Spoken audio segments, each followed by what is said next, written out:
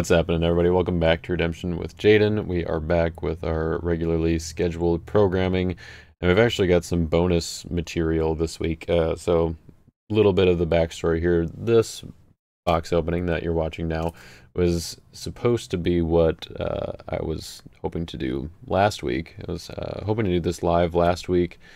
That didn't work out, and my backup plan didn't work out, and so between things, just like other people's schedules, getting the cards, problems with my car, it all kind of bled together and ended up being, leading to the fact that that just didn't happen last week. Things didn't come together. So we are doing that this week instead. We are doubling up on content for this week. Some of you may have noticed that the live stream that was scheduled for tonight was originally going to be this box opening. Just the way that things worked out, the current plan, as of when I'm recording this now, the night before the release, the plan is to do the second part of the Redemption tutorial live, kind of the revamped Redemption tutorial series that I'm doing, and that is going to be a live game between Tyler Stevens and Chris Fatchman, the two Redemption elders who were kind of the main designers, the lead designers of the Israel's Deliverance starter decks. And so it's going to be a game between those two, assuming everything works out and, schedule wise, like we planned it, but things come up, people's lives are busy. So that is the plan. The game is going to be played between them and kind of discussing showcasing what playing an actual game looks like. And so that should be pretty exciting. So that's what we're going to be doing live tonight. If you're watching this video when it's released on Thursday here, if you're watching it later, you can go back and watch the live stream of that if you want. But it is going to be more of a tutorial video, but also towards the end, a little more of like an interview type of thing, kind of just talking about the design process. And I probably won't have too many like fixed questions that I'm going to ask, but it's just going to be more of a conversation than like an interview sort of thing, and that'll be while Chris and Tyler are still playing the game, but of course it's going to start out with a little more tutorial sort of stuff with the starter decks, so hopefully that will be good for new players to be able to watch, and a good place for you as a potentially more seasoned player to be able to point new players to in order to help get them accustomed to the game, figure out what's going on. So anyways, what are we doing today? Today I've got 2 boxes of Israel's Rebellion with the new Roots cards in them. I'm pretty excited to crack these open and see the new Roots cards. I haven't, I've caught up, or I've stayed up to date a little bit with the spoilers that were in Discord and that people have been talking about now that Roots is getting circulated around. But I have intentionally avoided just like going through the entire set and looking at every card. Just because I wanted to have some excitement with that, with opening, since I've been involved with playtesting for a few sets, so it's good to, or it's fun to be able to do that with something I haven't really seen before. It's very fresh, and it's also nostalgic, just because of the nature of what Roots is. A lot of these are reprints of classic cards. A lot of them maybe do something similar, or maybe a little more powerful, do something more modern, relevant. So that is going to, I'm just going to bump the microphone here. I'm going to set this one off to the side. The plan is to open both of these boxes tonight, but if it takes too long, then I don't know. I'll open both because I want to, but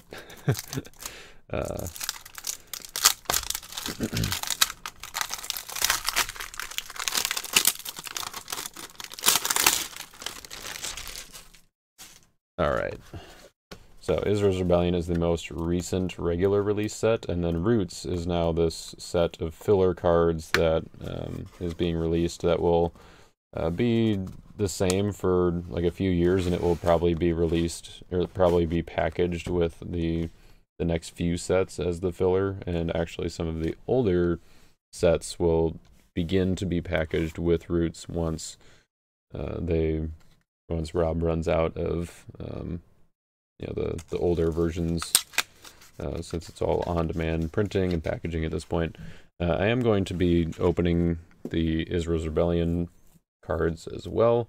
You may not be as interested in those, and sorry if you're not, but I feel like it's still fresh enough. I did do one Israel's Rebellion box opening already with the I&J stuff, but I'm gonna be we're gonna be going through them again because they're still relatively recent cards, and I am interested to see what rares and ultra rares, that kind of stuff that we get. So starting out with the Courtyard, I'm not going to read through them, but or like the abilities and everything like we did before. But we got Quail from Above, Sabbath Breaker, and Madness. So Israel's Rebellion, the packs are packaged with 4 Israel's Rebellion cards, so they are a little more difficult to get than some of the other sets that come with 5. A little bit different. And first Roots card almost makes sense as the first card. Like Adam, I guess, would maybe be the the peak of coincidence. I don't know. But Eve is pretty close. Eve, mother of all. I don't know if Adam is even in the set. So I mean, Eve would be the next best thing, right? 7/3 blue hero. So it's the same numbers as Eve has been historically. She was first printed as a gold hero, I believe, in the women's set. And then she was reprinted in blue in, I want to say, Disciples, I believe. And 7/3 was her numbers, I believe, the whole time. But anyways, her ability is Paralyze all evil females this turn. You may look at the top 7 cards of deck, take up to 1 human. So the Paralyze is kind of cool. I think that Paralyze is, in a way, kind of replacing Ignore. Kind of the way that Ignore used to work is that the characters couldn't enter battle if they were being ignored. That's actually the way it still works, but it's just once they're in battle, then it has a negative effect with the way that Ignore works now, which is Ignore is no longer being used. And so Paralyze is kind of all of the upside of how Ignore currently works without the downside, at least on offense. So it's cool to see that being used in a different way. The original Eve ignored evil females, and so this is kind of a I think maybe the Disciples version did too, but the Disciples version also added this, you can look at your top X cards, where X is the number of your Genesis heroes, I believe, and then you could take as any number of humans. I'm not going to like look up every card. I'm just kind of going off of memory here. And I do remember using her here and there, but not really ever like competitively in a deck. And so I think this is a nice little balance of, what between what she used to be, I guess, the different versions. And it's a throwback to the same art that's been used on Eve, this Michael Bennett piece, it looks like. So yeah, fun little throwback there, and this is going to be pretty much the entire set is all like throwback to something, which is cool. I like it. And the point isn't that all of these cards should be very powerful or like this is going to go in every competitive deck, but the idea is more like these are solid draftable cards. Like it's really geared a lot, I think. I mean, and not necessarily geared, but it's just very suitable, well suited for booster draft. So I'm excited to draft this set for sure, and draft. The cards. It's not really a set that's like you would draft by itself because it's just the filler cards, but. Anyways, I'm excited to draft with this set included. And so like I don't think Eve is really this version doesn't really seem like a very competitive metastable or anything. Like I don't know if she would fit in most Genesis offenses, but maybe if we see like a full antediluvian theme kind of more fleshed out, now not just flood, but getting Abel and Adam and Noah and Lamech and the other antediluvians. There's some let's see, Enosh is in there, and there's Methuselah. I think has some like antediluvian synergy. So there's definitely stuff in there that could maybe come together at some point. Maybe if there's a lot of evil females that are become very meta relevant, then she could be more popular there. But could have a niche kind of reserve slot or something. But all right, creation of the world. I guess this would have been kind of the best first card to have, but Eve is still good. But this is the Genesis 1/1 card, very beginning, throwback to the Patriarchs version, which was green, that lets you just take any number of Genesis heroes out of your deck and ban them into battle. This is pretty close, although it's actually symmetrical now, it looks like. So each player may play up to 3 animals, OT angels, and or Genesis humans from deck or reserve, cannot be negated. So it doesn't ban them into battle, so that's a little different. And then it's symmetrical, but it's very specific. So it's not just playing any humans, but it's or any characters, but it's 3 animals, OT angels, and or Genesis humans. So if your opponent is playing with those themes, then that works out well. If they're not, then, well, I guess it it works out well for them. If not, then it really works out well for you. You get a pretty good advantage there of getting out some defense, some offense, whatever you need in the moment. And it also goes to reserve, cannot be negated. It's pretty sweet. Holy Grail. This is very, this is a quintessential old school redemption card. First printed in Warriors.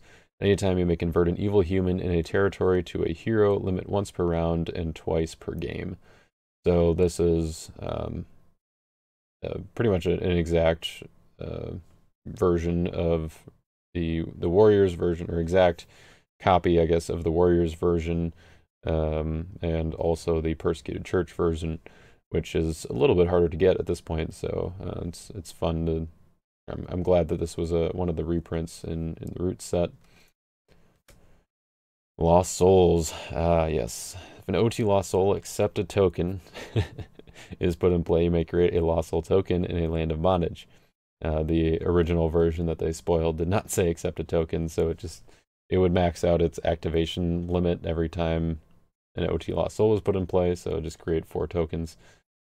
Now it does not do that, but it's still very powerful and really makes a good case for doing OT, Lost Soul, Unity. I think. I mean, like, Harvest is one of the best Soul Gen pieces, very universal. The Harvest Lost Soul, I should specify, because there are a few Harvest cards. Harvest Time is obviously pretty universal and powerful Soul Gen piece, but it takes up a dominant slot, so it's not used as often. But Harvest is New Testament, whereas now if we have a very similar, but actually like more powerful Old Testament version, then might see some more Old Testament unity here. This is definitely a throwback, but I think the change was for the better. The original version of this, which came out in the limited and unlimited set as the 2 and 3 liner, as it was known, was the first card to be banned in Redemption. So fun little piece of trivia there. Alright, the Strong Force. May take an evil OT card with a capture ability from deck or reserve if a Syrian King is in play. Interesting. So you can take a Battle Winner if you've got an evil OT enhancement that captures. You can go to deck or reserve if a Syrian King is in play. So it kind of does the same, a very similar thing to the original version of the Strong Force, which was the same numbers, same brigade, whatever, on all that. But it lets you play an OT, or no, I think it was just any evil enhancement with a capture ability. So that was it was a play ability instead. This is a tutor, which is slightly less powerful and a little more niche, but definitely can bring Syrians to the table, I think, as part of the conversation. Syrians have they kind of fell off a little bit after rotation, and I think this kind of helps to bring them back. So, all right. Got some Israel's Rebellion cards. We got Tabra, Levi the Fierce, Benjamin the Young, and Plagued Congregation. Glad to see another Tabra. I feel like this is a really strong, rare. I don't know. I haven't used it a whole lot, except in like specifically wilderness defenses that utilize the OT curses and stuff. But I think in combination with stuff like Sheol and other Soul Hide effects, then Tabra is good. Simon of Cyrene. A lot of people were excited about this card. It says you may reserve the top card of a deck, so kind of fits the NT Gold theme, or activate a Gospel artifact from deck. Cannot be interrupted. So that second ability is very interesting. It leads to a theme. I don't know if I want to call it a theme yet, but a strategy at least of kind of using your artifacts to and other abilities, I guess, to try to lock down your opponent's options. And so particularly the cross, I think, is going to be a very popular target for Simon of Cyrene, which very thematic, if you ask me. And so I think there will be decks where you want, like, you want to get Nazareth out right away, you want to get the cross down right away. You're trying to do all these things on turn one to kind of lock down your opponent. A very control-esque deck. Lock down their searching, lock down their dominance. And Simon is going to be a very easy way to activate the cross on turn one, because you've got characters like Angel of the Winds that can go to exchange to Simon, and other cards that can search for heroes. And I don't think it will be that difficult to build that style of deck. And I think NT Gold is fairly well suited for that sort of attrition style deck, that kind of depleting your opponent's resources and all that jazz. So any activate and artifact ability is going to be fairly strong. We see that with Delivered and its popularity. The other, I think, main target for Simon will probably be Denarius. Notably, Denarius does not play the Emperor that it searches for, so you do have to be aware of that. That you won't be able to get the draw 3 right away in battle, but you can do it in your discard phase, unless you already have an Emperor in play, in which case you can activate the at any time on Denarius. So pretty strong card there, I think. Glad to see that I got one of him. Kenaniah, Chief Singer. This is a fun reprint. Protect musicians from the next evil enhancement played this battle. May ban to an OT white musician. So I believe this is a fairly straightforward reprint of the original Kenaniah. He's got a very cool border, though. Last time it was just a straight up white border, which there was a certain charm to that as well. Like, I think Amasai the Raider kind of has the same thing, and that's, I feel like, is one of the cool or one of the cooler art pieces from that era.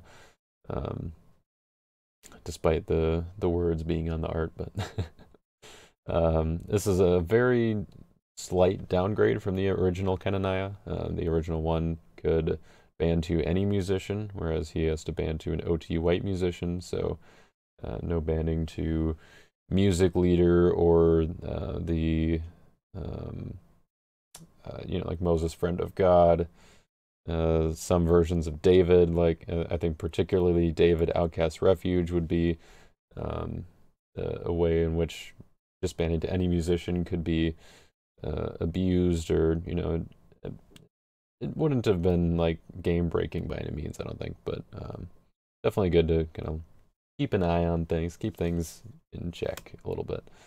Ooh, User of Curious Arts. This is one that I don't think I don't remember having seen yet from the set, so it's pretty cool. Maybe you can just use evil enhancements of a selected brigade cannot be negated, so very close, if not exact, reprint of the original one released in Well, okay, the original one was released in Profits. It was gold, but the version released in Thesaurus Ex Preteritus TXP had the pretty much the same ability with a lot more words. So glad they were able to shorten that up a little bit. I think, if I remember correctly, it was also 6-7. So having slightly smaller numbers is kind of nice, being a 6-5 in this version. All right, the Lord fights for you.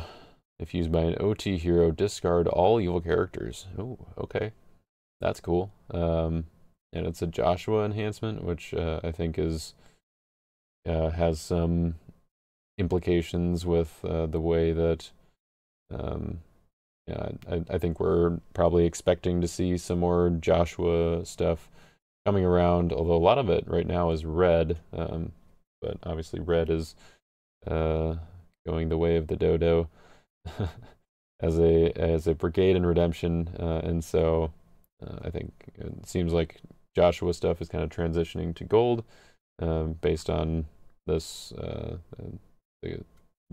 this card being gold. The original version was gold and red, and it was definitely not this powerful. It was kind of fun, like it was a very niche card. I remember using in a few specific decks, but this one is a lot more broad. Very, it's a symmetrical and area of effect ability, I guess. So Authority of Christ, basically, but it's used by no T hero and it can be negated. So that's pretty cool. I like to see that. Definitely add some more variety to the game. All right, King Hiram. You may draw one or play a good OT fortress from deck. This, I believe, is also just a straight up reprint of the original version. Here it just says he's a Canaanite king. I believe the TXP version was a Phoenician king, and so they got a little less specific here because that identifier was used for literally nothing in the game, and so Canaanite being yeah, that's actually a relevant identifier for redemption. So that will be interesting to see if there are any implications there. I think there are a few cards that mention just Canaanites unspecific to alignment. All right, Aaron Peacemaker, Wild Animals, the lion version. Is Wild Animals? No, it's Unclean Animals that has multiple versions. So yeah, Wild Animals is the only lion version. Obedient to Joseph, another card I like there. And Abiathar the Survivor. I don't know if I was holding that in a way that you guys could really see, but I read the abilities. So. Ooh, all right. Kedarite Archer. Kedarite? Kedarite. I like Kedarite. I always said Archers of Kedar with the original version. Released in Kings.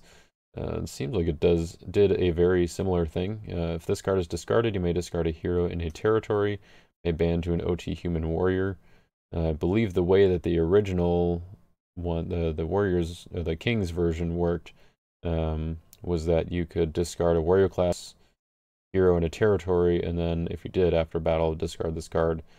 So this one seems to be a little more generic, a little more versatile, I guess, but you can't choose to do the discard unless it Kedarite. Just a little bit harder to say. Like, you wouldn't say Keter in Archers of Keter. I don't know. It's definitely Kedar, I think. I mean, we're probably all pronouncing them wrong, but just based on the English way we'd read it, Kedarite. I'm gonna go with that. Yeah, pretty straightforward card. Great for drafting. I like that. Yoke of Iron. Ooh, all right, cool. Another reprint I had not seen yet from the set. So, capture a character or up to 3 characters if used by a Babylonian to a player. Very cool. Kind of a head of gold type of ability. Captures characters, not just humans. So that's important. And also, just regardless of alignment, so you can capture evil characters. And then this one, I mean, Yoke of Iron, I guess, has never been a thematic card, really. It was released in Prophets, I believe, and it was black and did something about like I think it was the number of enhancements in battle, like discarding all but one enhancement or something like that. One good enhancement. Yeah, definitely not a good card. I have seen it win a battle in booster draft, I will say, but this one seems like it's going to be a little more likely to win battles and have effects on the game. So yeah, that's cool. Good to see some Babylonian love too. They need a little bit after rotation there. All right, Joshua's Scribes, gold 3/7. This is a brand new hero. No reprint here. You may draw one. It's also a wilderness hero. That's worth mentioning. You may look at a hand, a reserve, or the top 7 cards of a deck. So this is kind of like Spy, in a way. I mean, like the OG Spy, able to just look at your opponent's hand. You could withdraw it, but this one is definitely a little more versatile. And I wonder. I'm guessing Spy is in this set as well. Probably reprinted in gold as a Joshua hero. Just because I know they were doing a lot of the legacy rares. They were like the Fall of Man legacy rares. They were reprinting those in this set to make them a little easier to get. So yeah, another Joshua hero. Cool to see that theme getting some love. Naomi the Widow. We get a Ruth hero. Good to see some of those as well. Lineage of Christ has faded a little bit in the distance, but definitely some Ruth decks around, and some decks that splash Ruth well.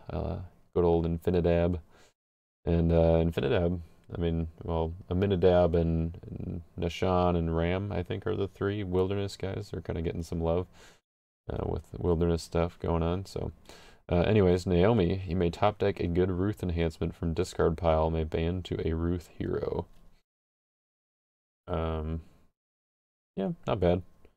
Kind of, I mean, like the starter deck Naomi is just a ban to a Ruth hero, and it kind of adds a small like Elders of the City effect, getting an enhancement back, but it's top decked instead of going to hand, so you got to use Jeshua to pull off the full effect. And then Evil Spirit is another one I did not know was getting a reprint. It's a 2/2 orange evil character. It is not an evil enhancement now. That it originally was just an evil enhancement. Yeah, Evil Spirit. And Warriors and then Kings. This one says negate a hero. You may underdeck a card from hand. If you do, opponent must underdeck a card from hand. I can see potential for setting up some cool stuff with this, similar to like Spirit of Temptation from TXP. That was it's a pretty much the exact same effect there, except this one negates a hero instead of banding to a human. So it's a little less powerful. With the TXP version, you could like underdeck an evil enhancement and then ban 2 Egyptian magicians to reveal it and then play it right away. That was pretty cool. This one you have to work a little more for, but there's a lot of synergy with the bottom of your deck in orange, so I can see that working out with some themes for sure. And plus 2/2 is just great initiative numbers. Ooh, here's Mr. Eliezer of Damascus. Today at youth group we were talking about Genesis, and one of our kind of activities for the middle schoolers was we were breaking out into our small groups, and there was a competition to see who could in 2 minutes which small group could come up with the most names of people, or like I guess characters, because people were saying like God and the serpent. They kind of count, but they're beings, I guess. How many you could name from Genesis, and a couple of my guys have started to play Redemption in the past few months, like earlier this year. They learned, and so our team totally crushed it. Eliezer was one of the guys that we wrote down here. Eliezer of Damascus, Bezalel the Builder, Captain Potiphar. he was another one that our group mentioned, and send for Egyptians. So our group won the ring pops. They were pretty excited. I was proud. All right, the Queen of Sheba. I believe I saw that she was getting a reprint here, but I'm glad to see that that is happening because she hasn't been printed since the women's set, and then she didn't really do anything. So I'm excited to see if she gets a little bit of play now. Protect your hand, deck, and reserve from evil cards. You may look at opponent's hand. Decent against thieves. I like that. It's interesting to have a protectability like this on a character that's only active in battle. Lots of times we see this kind of protect effect on territory class characters and fortresses, artifacts, stuff that's ongoing. Here, in some cases, it can be helpful to have protection. In some cases, it can be helpful not to. So this is one way where in battle your opponent may be a lot more likely to want to disrupt your hand or your deck, or have stuff that targets. But they also might have stuff like entrapping Pharisees, where if you have hand protection, then you can it can come back to bite you. And so having this sort of easy ability to turn that on and off is kind of nice. And then you also get to look at your opponent's hand. It seems decent. Not all that powerful by any means, but playable, I would say, in some niche decks, maybe some royalty unity decks, Zion shenanigans going on there. I don't know. All right, Moses and Elders. Interrupt the battle. Hero may ban to up to 3 OT human heroes. Cannot be negated if used by Moses. So this is a reprint of an Apostles card. It lets you recur a good card except a dominant from your discard pile. So very different ability here, but I think that the concept is, or the ability is maybe more fitting for the story. Getting some, Moses and the Elders, so banding the Elders in. I think that this is an ability that is kind of stamped onto a few different cards in different themes. Like I think Visions of Iddo the Seer is kind of a similar thing, but with prophets, and then it cannot be negated if used by Iddo. So this is one of the interrupt and banned cards. Fairly straightforward ability. Notably, I guess, kind of they went back from what we saw some of in GOC, where it was just unlimited banding, and we've seen that with other sets too, like Faith of Samuel and I Am Has Sent Me. It's just banning to all OT. Gather Together is basically unlimited. I mean the X is pretty big usually with that. Here they just limited it to 3, up to 3, and so that's a notable difference, but in most cases it's going to be the same. But banning is it's very powerful, so I'm glad to see that that's kind of just getting tamed, just a tinge. Abandonment, interesting reprint here. It does not really do anything that the older versions did. I believe the original version from I think it was from the original set, limited or unlimited. It was like it repelled Red Brigade or something like that. The most recent printing, other than this one, was from Early Church, and that was a scattered type of ability. It was basically as instead of underdecking, it was a withdraw, but it was in the brigades that scattered was not, excluding orange, so black and gold.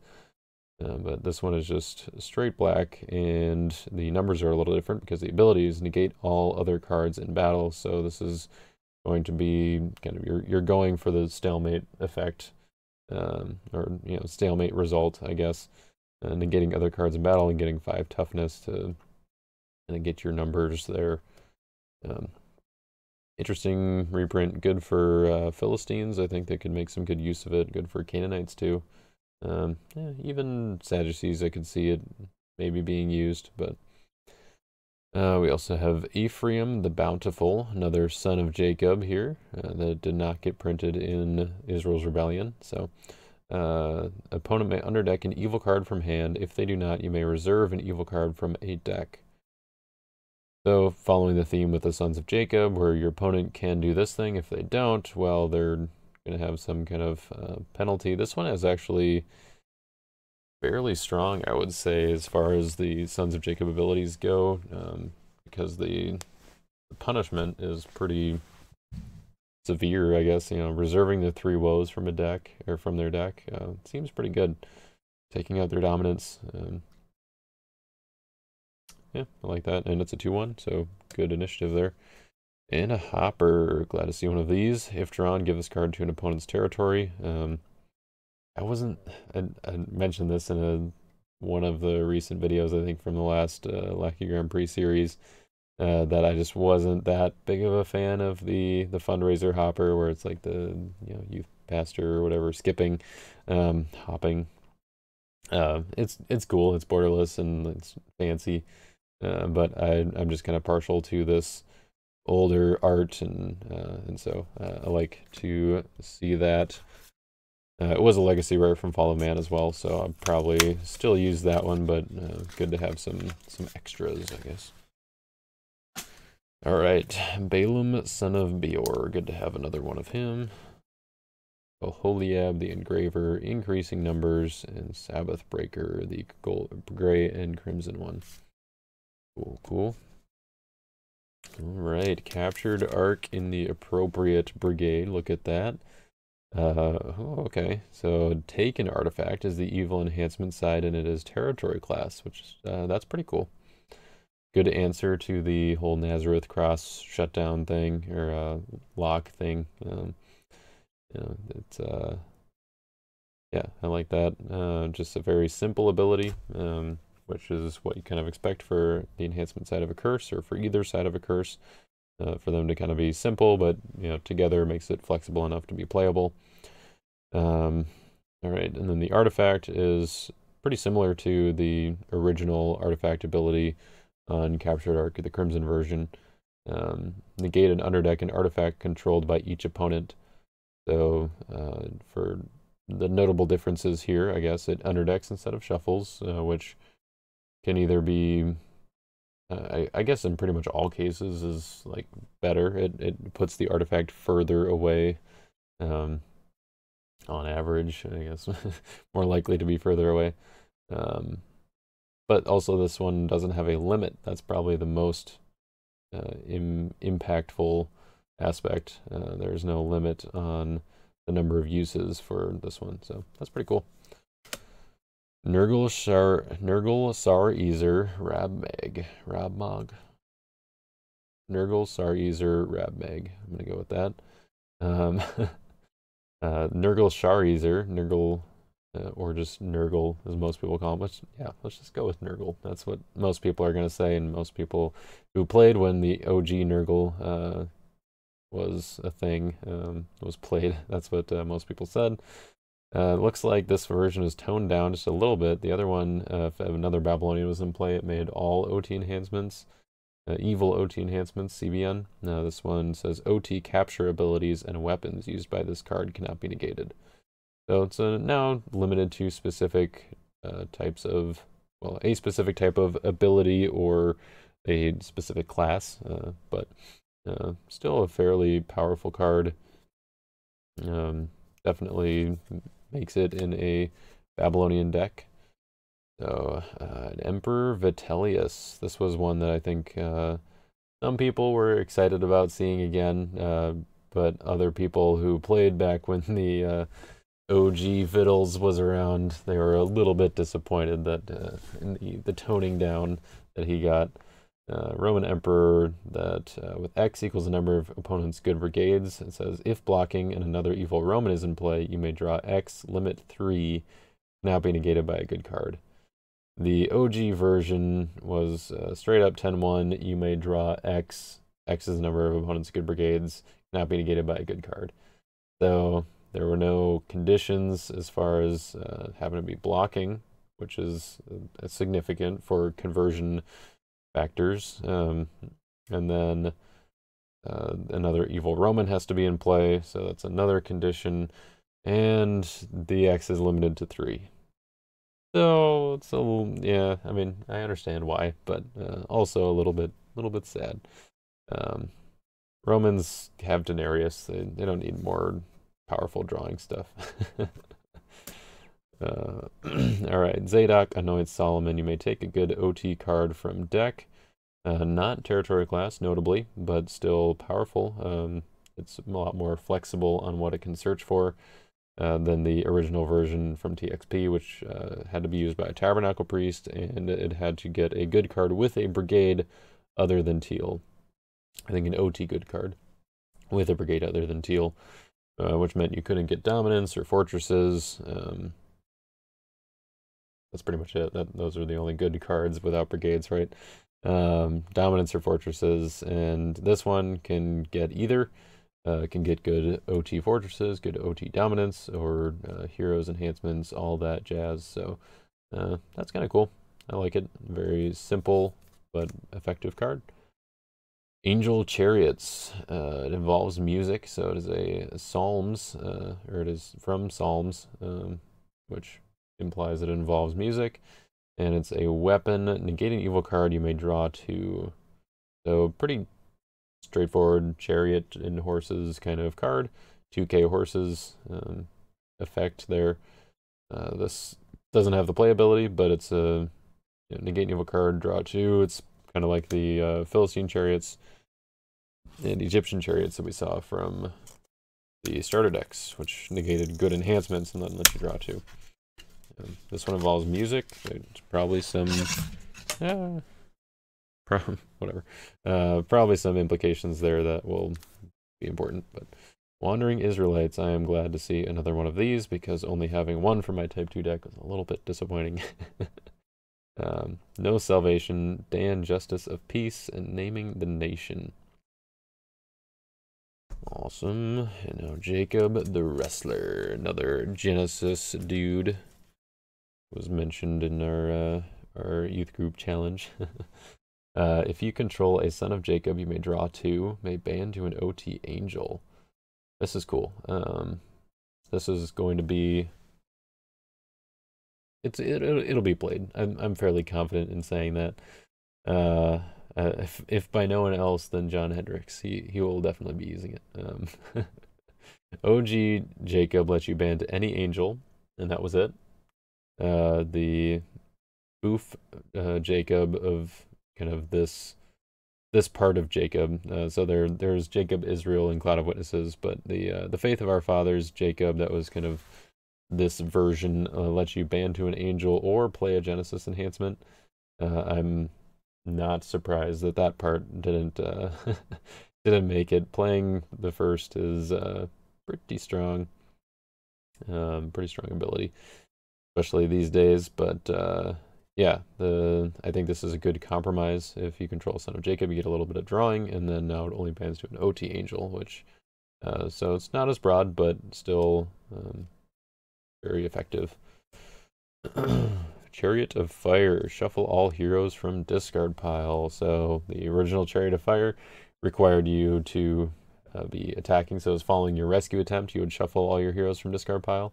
This one just does it immediately, which yeah, it's a little more effective there, but same sort of idea, same ability there. Very cool. Heavy Taxes. Opponent must discard 2 cards from hand, and you may draw 2 if used by an Emperor. End the battle. Pretty much a straight reprint of the Heavy Taxes from Faith of Our Fathers. The first one, or the original one, was the opponent discards 1, you draw 1. If used by an Emperor, do this twice and end the battle. So this one is kind of strictly better in the sense that you can still make your opponent discard 2 and you can draw 2 even if it's not used by an Emperor. But if it is used by an Emperor, boy oh boy, this is a ridiculous card. It's very good. The only reason it wasn't played as much when in the Foo version, like the classic version, it was just because Emperors weren't all that exciting. They didn't have a whole lot going for them as far as, in particular, they just didn't have great initiative, which is where you want an ability like this. But this, yeah, I think there's definitely going to be good ways to use it now. The Emperors still have difficulty with initiative, so you'll have to be careful about that. But even if you're just like, I'm going to block with Emperor Nero and it's going to be stalemate, and then now you're thinking like, oh, okay, I'll just play this enhancement to get a little bit of value, and then I'll play my Battle Winner because they're probably just going to pass because of stalemate. And you're just like, no.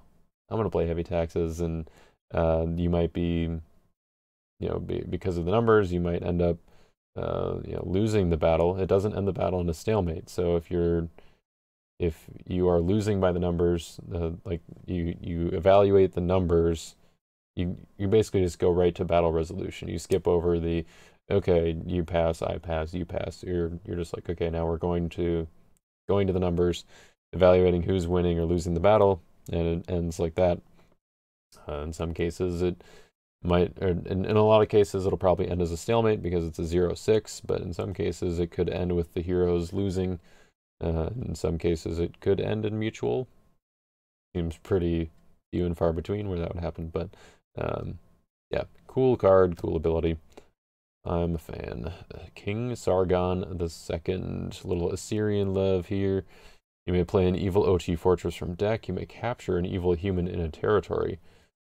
Pretty much a strict upgrade from the original King Sargon. I believe he only got Assyrian camp and did something else that didn't really seem relevant, protected from capture or something like that. I don't know. This one seems pretty good, seems pretty playable in an Assyrian defense. So, yeah, I'm a fan of that. Pithom. If an opponent plays a dominant, you may discard the top card of a deck or underdeck a good card in a territory. Where's the part where you can activate a gold curse on this card? Guess we probably wouldn't have a gold curse, so that makes sense. But it is pretty much a strict reprint of the OG Pithom, without the ability to activate a curse on it, which is okay, I suppose. But I would have liked to see that. That would have been cool. Get a pale green curse activated on Pithom. Get some confusion of mind that doesn't have to be activated in your artifact slot. Pretty good. Pretty good. Teams, by the way. Just throwing that out there. Teams. Alright. Out of their hands. Good to see more hand control cards. Abiram the Stubborn. Unclean Animals, the camel version. And brought to Egypt. Alright. Now, the OG Sabbath Breaker. Reprint of the Priests, and then Fall of Man Legacy Rare Sabbath Breaker, now with the Wilderness identifier. Very fresh, very nice. If blocking, you draw 3 and discard this card after battle. Yep, same ability that we're used to on that one. Assyrian Siege Army. Glad to see this one back. This was a menace back in the day, let me tell you. If you weren't playing at that point, yeah, Assyrian Siege Army, like, in Type 1, not really that big of a deal, but Type 2, that's where Assyrians really shined, and where Assyrian Siege Army was really doing some work, especially in Type 2 multiplayer, where, you're attacking into the Assyrian guy so that he can deal with one of the annoying fortresses or artifacts or sites or whatever, basically whatever, that one of your other opponents had him play, and wasn't going to be able to stop, or to be stopped. Odds are they had a 2K horses on here. They were playing Forgotten History to end the battle before you could just do anything. Good old days. Current Assyrian Siege Army, or the Roots version here. If blocking and another Assyrian is in play, same thing as we had before, you may negate and discard a card in a territory except a character. Okay, so this is actually it's very similar to the original Assyrian Siege Army. The original one could target cards in set-aside area, so that's a little bit of a downgrade in that regard. But this one is more broad in what it can hit. The other one could only hit sites, artifacts, and fortresses. Am I missing a card type there? I think that was it. And then in player set area, this one can hit any card in a territory except a character. So that basically just it includes the same things, except it now also includes enhancements. And I think that's it. Oh, dominance, right? That's the big one. So your opponent's 3 woes will be in danger. So better watch out for that if you're going against the Syrians. It also can be negated though, so it's a stark difference from the original Siege Army. Repentance. All right, this is quite the throwback. Convert an evil human or reserve an evil non-human. So the original one from, I believe those from the original set, not from Prophets, but maybe it was Prophets. It was just a convert enhancement. It actually placed on the evil character, and converted it, and so it stayed on. At least, like that's how it was originally. I don't know if they errated it at some point. I can't remember, but this one just more flexible. Just straight up battle winner converts an evil human or reserves an evil non-human, so it works against both. Very cool. It is an Ezekiel enhancement, which is relevant for some classic play. And perhaps some rotation play that I'm not thinking of, but 5 smooth stones, another great throwback here. Negate an evil enhancement or discard an evil character. Okay. So the Warriors version, the Warriors and Kings version, were both just negating an evil enhancement, or the effect of the last evil enhancement played is interrupted and negated, or something like that. Pretty much the same thing, but now this one is a strict upgrade here. Has a battle winning ability.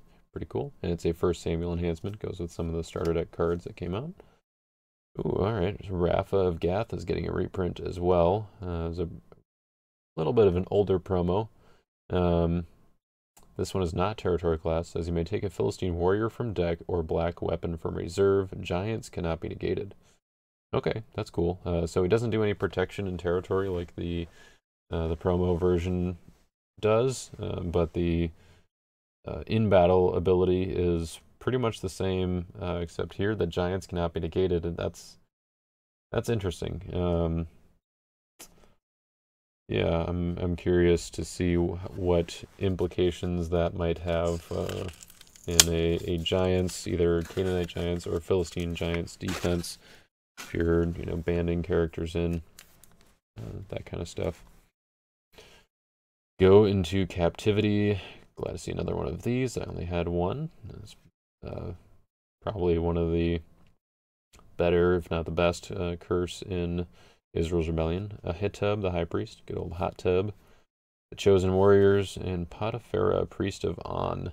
One of the teams in our youth group said Pharaoh's daughter as one of the characters mentioned in Genesis. I think they were maybe thinking of Pharaoh's daughter in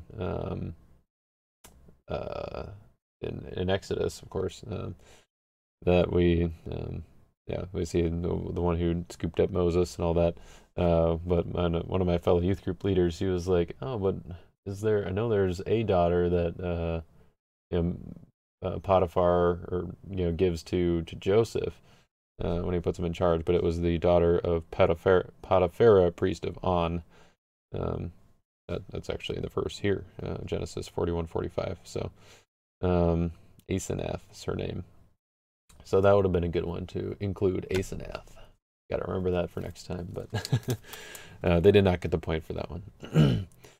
So Spy, pretty much a straight up reprint of the Legacy Rare version, except this one looks at, it gives you the option to look at a reserve instead, and you can still withdraw it. So got to be some use for that in rotation, maybe. I mean, it's like if you band them into battle, then you can withdraw Spy to kind of leave with a lone hero in battle. I don't know. I have to see what else the Joshua theme can do there. Yeah, it's just you may look at a hand or a reserve, you may withdraw this card. I don't know. I don't think I read out the whole ability there. Right, Covenant Keepers, good old priest reprint here. A very uncommon Isaiah hero. So it's cool to see this kind of obscure hero get a reprint. The numbers are a lot lower, 5/4 instead of like an 8/11 or 11/8 or something like that. So the ability is you may take a Covenant from deck or reserve. OT enhancements used by this card cannot be prevented. Huh, okay, that's cool. We had something that negates enhancements while in battle. So maybe if there was a way to get like this guy in battle with Windows of Narrowlight active and a Meek hero in battle or something like that. I don't know. Yeah, there's something there. I think there are some pretty decent covenants now that you can really tutor up battle winners, and yeah, I don't mind that. Legion XX Demon, where X is the number of your demons. May ban to a generic NT demon, or you may look at the bottom X limit 6 cards of deck. Take up to 1 evil card. So kind of a pretty straightforward orange, thematic card here, where you're kind of playing with the bottom of your deck. But also has the ability to ban to a generic demon, so it makes sense with Legion that it was kind of like, oh, we are Legion because we are many. So that's, yeah, demons working together there. You cannot use more than one in a 50-card deck, though, unfortunately. It's no more of the limit 4 copies per 50 cards in deck. A little sad, but that's okay. Ooh, Corrupted getting a reprint here as well. There's a priest card that was one of the first more generic evil convert abilities. There were some, like Forbidden Fruit, I think was one, and Angelic Rebellion were the other, but they were a lot more specific. Corrupted is a more generic one, and this one has a place ability. Place on a human, convert human to an orange evil character, so it's kind of the same idea. The original Corrupted converted to brown evil character for some reason. Yeah, I was trying to think of why that would be. I got nothing. But this one has a place ability, so it fits with the orange place theme. But if you were to remove it, then it would the character would no longer be converted. So that's an interesting effect there. It's kind of like the repentance that I was talking about earlier. The old school one that was you place on the character and convert it. Deborah's Directive, interrupt the battle, hero may ban to up to 3 OT human heroes, cannot be negated if used by Deborah, so another one of those stamped abilities, and this one does actually throw back a lot more to the OG Deborah's Directive from Faith of Our Fathers. I think it was Faith, was it Foof or ROA? I think it was Foof. I'm going with Foof. Yeah, that one lets you interrupt the battle, ban to any number of OT human heroes, I believe. And it cannot be negated if used by a judge. So this one's a little bit of a downgrade from that, but still powerful, and I don't know, maybe it'll get Deborah to see a little more play here. Got a new storehouse, famine in Egypt, Zipporah, and water from the Lord. Sweet. All right. No duplicates yet from Roots, and we're almost halfway through the first box, so we've got a little ways to go here. My voice is probably not going to last too much longer, so hopefully we get some duplicates so I don't have to talk quite as much. All right, Evil released. I think Satan released was the name of the original card from Apostles. It was a black evil enhancement that did something insignificant. Evil released as a territory class, orange enhancement, 6/0. Play a demon from discard pile or reserve. If it is unique, banish this card. That's awesome. So worse than the first is kind of the first card that came to mind when reading this. Also, similar to 7th Son of Skiva, which I believe is also in the set, getting a reprint. But a way to get your demons back is that's pretty cool. I think that it's definitely will make them a stronger theme because of that. Not necessarily like stronger than other themes, but like stronger as a theme. Definitely have some unique aspects there where um, yeah, you'll be able to recycle some of your defense more easily. So yeah, I think this card could see some play. I think it would mostly fit in uh, like a big demon defense kind of thing, like where you're trying to protect or like negate. So like King of Tyrus, Prince of this World, Beelzebub maybe because you're like big numbers and banding. Um, you know, a lot of times you won't necessarily need to get evil characters back, but there are some ways that you build your deck where like some evil characters are pretty important. Red Dragon, I don't know why I didn't mention that before, but yeah, I think in particular that's where it's going to have the most impact or most uh, best use. Yes, Ehud's dagger now is actually a dagger, actually a weapon.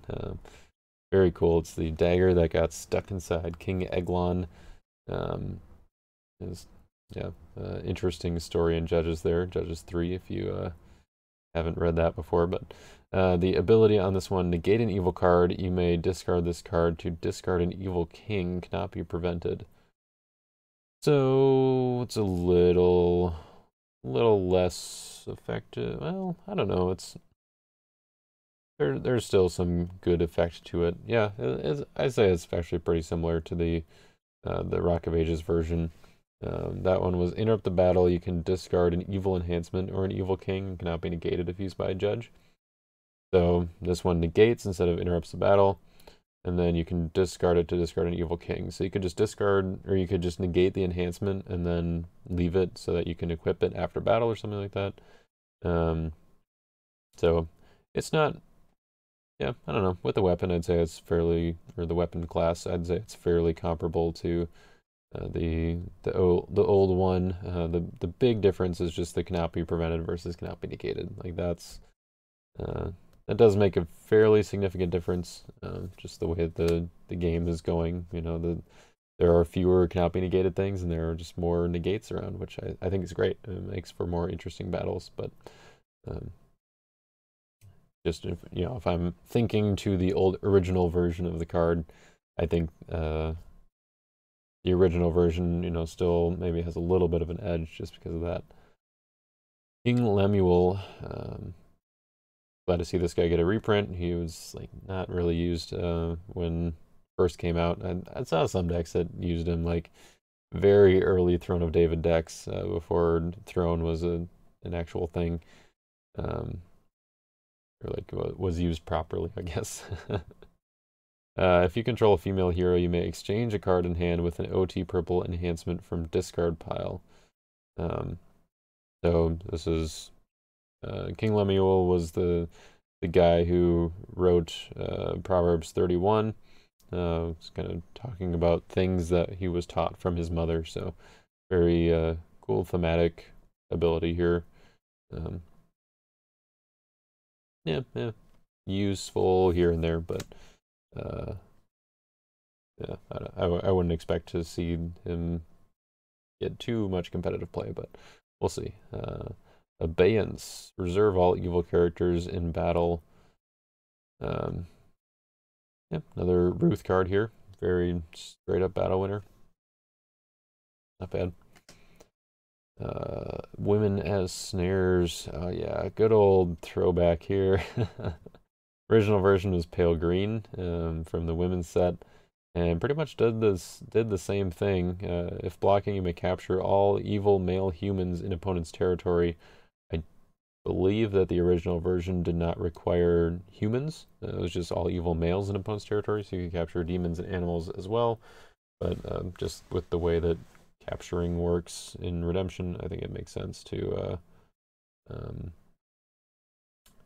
specify humans.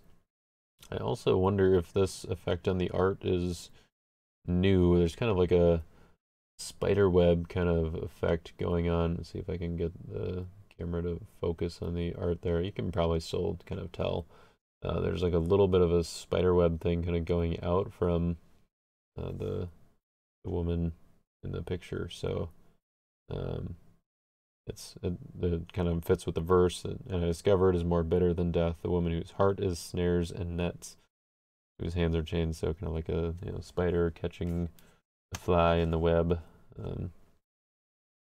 So ladies, don't learn from that example, and men too. We can learn some stuff from that. I guess we're maybe I don't know. Us guys got to learn from that as well to what to watch out for. Look for the Proverbs 31 women from King Lemuel. Or is it Proverbs? Yeah, Proverbs 31. Yeah. All right. 40 nights. Pharaoh's gifts. Deserving scorn. Naphtali. All right. Good old Israel's Rebellion cards. They're not really old yet, but a few months old. They're old compared to all these fun new Roots cards that to find. All right, we have Amram, Moses' father. We get separate cards for Moses' parents now. Jochebed was printed in the women's set. Amram we didn't get until Cloud of Witnesses, when Amram and Jochebed are printed as one card, and they were Amram and Jochebed in the alternate border version, Moses' parents in the regular version. So Amram says if opponent has board advantage, discard the top card of their deck, may ban to an Exodus human. Pretty straightforward card. You get a little bit of benefit and then also a banned ability, but it's not like too much benefit, so it's cool. Fits with the theme. Maybe useful. I don't know. Fallen Angel may ban to any non-human, cannot be prevented by a good card. This, I believe, is pretty much just a straight-up reprint of the... well, let's see. So I think the original version from Warriors, it was Crimson, and I believe it was banned to any non-human. The Priest version was Orange, lets you ban to any demon, and it cannot be prevented by a silver card. And so now I think this is kind of taking the best of both of those, where you can ban any non-human, so you can ban to animals as well, and then it cannot be prevented by any good card, so it doesn't have to just be silver good cards. So that's cool to see. Mask of Worldliness. So the masks, I believe, were all printed as a like a series, or like a type of card, basically, or another one of those like stamped abilities. Interrupt the battle, you may draw 3 and play an evil enhancement, kind of that Reach of Desperation, Words of Encouragement, Dream type of effects. Swift Horses, the D deck Swift Horses, going way back for that one. I guess not as far back as like Reach of Desperation from Women's though. So Mask of Worldliness is one of the masks. It's the orange one. I'm excited for these kind of cards. Yeah, I like the that effect. I really liked using Dream a lot, especially with old school Nebuchadnezzar, where you could, if the enhancement you wanted to play was already in your hand, you could just search for Dream to get some drawing and then play it. So cool stuff. The Prodigal Returns.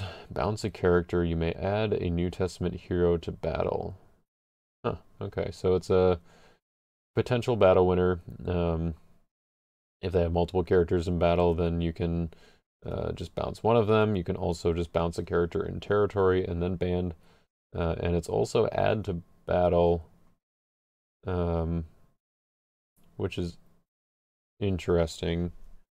I'm wondering why they did that instead of banned.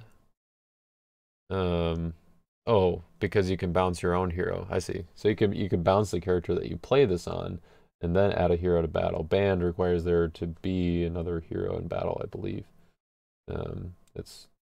I think that's just part of the way that banding works or is worded. Like, band 2 heroes together, ban another hero in battle implies that there's already another hero in battle, so you can bounce your own character and then add a different one to battle. That's pretty cool. I could see this being used to like you bounce, you go out with a character that has pretty good initiative, like Persistent Widow. You get draw a couple cards, you get decent initiative. They block, you play the Prodigal Returns, you bounce the Widow, and then you add your Zacchaeus to battle to reserve their evil character. Seems pretty good. Yeah, and it's any anti-hero. So human, angel, your opponent's yours. So yeah, flexible card. I like that. Prince Jonathan. Good to see him get a reprint. Royalty hero as a prince. Makes sense. Good identifier there. I can read. Protect a different OT purple warrior from harm. You may take an OT purple card from reserve. Huh. Okay, so typically I suppose probably there would be an OT purple warrior that would be banding to Prince Jonathan. Prince Jonathan would protect them from harm. I think, does David, he doesn't specify red, right? David outcasts refuge, so if you put Prince Jonathan in reserve and David can just band to him and then he can protect David and also grab an enhancement or another OT purple card from reserve, battle winner or something like that. Seems good. Dig it. Alright. Got Zebulon the Steadfast. Like Zebulon, Grumbling at God, Zelophehad the Lone, and the Hyrax Unclean Animals. Cute little fellas with some fangs. Okay, Split Altar. Not quite as exciting as the original version. I was actually kind of hoping for Split Altar, or for like a near exact reprint, so I could rebuild that playing your opponent's dominance deck where you use Split Altar to take out their artifacts so that they can instead your Assyrian invaders, taking stuff from their reserve. I think there's still something there. I think you have enough artifact removal to be able to do that, and enough stuff that you can reserve, or enough ways to reserve their dominance. So maybe I'll still revisit that at some point, but anyway, new Split Altar does not shuffle their artifacts, but it does negate and discard an artifact and an evil character. So you get to you have a double whammy hit, or double whammy here, double hit, something like that. Alright, Centurion's Proclamation. If used by a New Testament hero, interrupt the battle, discard an evil card, except a human, or convert an evil human. Very similar to the Centurion's Proclamation from the Disciples set. So yeah, I like that. Pretty straightforward. Interrupt the battle and battle winner. And it's very flexible. You can discard an evil card except a human, so you can hit their 3 woes, all that. It's not if they play it as evil and other stuff. You can hit, yeah, animals, demons, good stuff. All right, Nazareth. This is a card that there's been a lot of hype about. It is a Gospel Fortress, which has some strong implications with the Resurrection and a few other stuff from the Gospel of Christ set. It protects decks, discard piles, and reserves from look and search abilities. So this is symmetrical. Just like the OG Nazareth, it protected decks from search abilities. So there's kind of a throwback to that, but this kind of expands that to decks, discard piles, and reserves. So it's a little bit of the Hezekiah's Signet Ring effect there, but it is symmetrical and also hits reserves. Yeah, it's going to be an interesting card to see how it affects the meta, what kinds of decks can be using it, and we'll be able to use it effectively, all that cool stuff. All right, Nebuchadnezzar Rabasaurus. Okay, so yeah, previously we had Nebuchadnezzar. I think since they last printed, I think they updated the version of the Bible that they're using, so That's why it's Nebuchaz with a Z instead of Shaz, but still with a with an S. Nebuchazban, which was the previous version. Um, Looks like the ability is pretty close to the same here. It says you may capture a hero in a territory or exchange 2 lost souls. I believe the previous version was actually you could transfer a captured character to opponent's land of bondage or exchange 2 lost souls. So this is a pretty strict upgrade here. Doing some capturing in territory. 3/3, so still got same initiative stats there.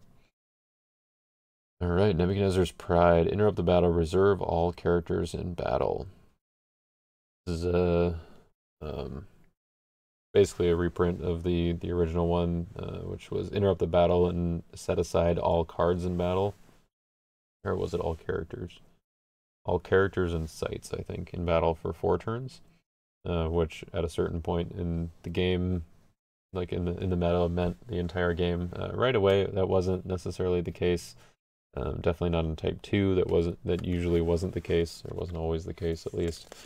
But yeah, I think now with reserving is probably more along the lines of like setting aside for 4 turns. Except it is easier to get cards out of reserve than it would be from set aside. So there's that. But good to see that one again. Omen Interpreter, tested by Joseph, Burnt Offering, and Eldad. Also, if you are just getting into the game fresh here, and you're wondering why do they have the bigger border than these cards? Well, there was a switch to the printer, or switch to a different printer with this set, and there was some kind of error, or just miscommunication, whatever it was, in the printing process, and so these were printed as you can see them now with this thicker border, but now these are printed with the same printer, but they were printed later on after this was cut. So this is the normal border. This is what you see on all other rotation sets. Well, all other sets in Redemption, except for I guess TXP, which has a foil silver border. So, anyways, first card here is Job the Perseverant. Protect this card from discard abilities. You may exchange a card from hand with a Job enhancement from discard pile or reserve. Cannot be negated. Very similar to the promo version of Job. No territory class though. And there's a few small differences. People are talking about that in Discord. So if you want to dig through Discord somewhere and find the Job comparisons between this one and the promo one and why you might want to use one or the other in a Job deck, then feel free to go find that. Jerusalem Tower. Protect hand, deck, and reserve from opponents. If you banish 1 or more evil cards, you may top deck an OT gold card from deck. Yes, please. I'm excited for this one. Works well with the Posties theme of banishing evil cards and then top decking stuff, and also get some deck protection. So, well, hand, deck, and reserve protection. So, works well with all the as a kind of storehouse replacement. Goes for a the specific theme for Posties, but also for Joshua and for Judges. They're also gold offenses. Not sure how much of a banish theme they have, but yeah, I like seeing that. Moths. Yeah, it's a 1/1 animal here. Gospel animal, look at that. You may discard an artifact. If opponent has used a draw ability this turn, protect lost souls from rescue. This card is good. Yeah, so it's basically like Firefoxes, but different uses and almost as splashable as powerful, I think. Yeah, the discarding an artifact is more powerful than shuffling the site. Definitely at this point in the meta, in the game, really, that's the case. And then, like, the Firefoxes, I think it's Is draw included in that? Maybe it's just look, search, reveal, or it's look, search, or exchange, I want to say. So now this is kind of filling in the other common ability of drawing that people will be using with their rescues, and so this is a good old classic chump block, and it's a 1/1, so it's perfect for the job. I like that. I think it's going to see a decent amount of play. Mask of Vanity is the Crimson Mask. Enter the battle. You may draw 3 and play an enhancement. Basically, an exact Dream copy here. I think Dream was 2/3. This is 2/4, but yeah, pretty much the same thing. It's also a Psalm enhancement instead of a Genesis enhancement, which is important for some things. All right, here we go. Jaden the Maranothite. You probably saw this card spoiled a few weeks ago on my channel here, if you are a watcher of the channel. This was my created card that are from winning Type 1-2 player at Nationals in 2022. And I was a little bit conflicted about making a card with my name on it. I mean, well, a version of my name, the biblical spelling, I guess. I was a little bit like, would that be kind of, would it be too much, I guess. But I was kind of thinking like, well, he's never gonna get his own card like just normally or naturally in a set. So I thought it would be fun to do it. And I ended up being convinced after talking to a few people about it. The ability is you may play a good OT fortress from deck. If you control 4 or more good fortresses, discard an evil card. I noticed, I think it was, it was definitely before Roots was released, but I think it was after it went to print and was finalized and everything. I was like, oh, you know what? Thematically, banish an evil card would have been a great ability to do there. Like it would just fit a lot better with the theme. Definitely a little more powerful, but it just, yeah, it would have been cool to be able to do that. It would have fit much better. But alas, I think I mentioned this in the video too, when I spoiled it. But yeah, I think that would have been cool. A little bit of a flavor fail, so to speak. It's not really flavor because we don't know what Jaden the Maranothite really did other than help build the wall and defend against what's his name, Sanballat. But yeah, anyways, is a Nehemiah 3 builder of the wall.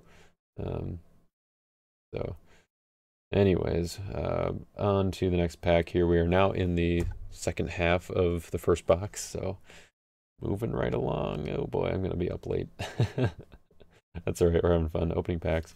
Wicked Community, Egyptian Warden, Patriarch in Prison, the 70 Elders. Neat. Stringed instruments. Alright, so Sing with Stringed Instruments, the original version, lets you exchange the enhancement with a musician or card involving music or something like that in deck. I think maybe it was just a musician. This version says you may take a musician from deck, prevent the next evil card played in battle. Yeah, seems pretty good. I like that. A little bit of value and make your opponent hopefully have to waste something. And decent numbers for an enhancement, 4/3. Rizpah's Sackcloth. Discard all cards in battle. Throwback to the women's version, which was just a gold enhancement that did pretty much the same thing. A Deceit of Sapphira type of ability, but Rizpah's Sackcloth was kind of the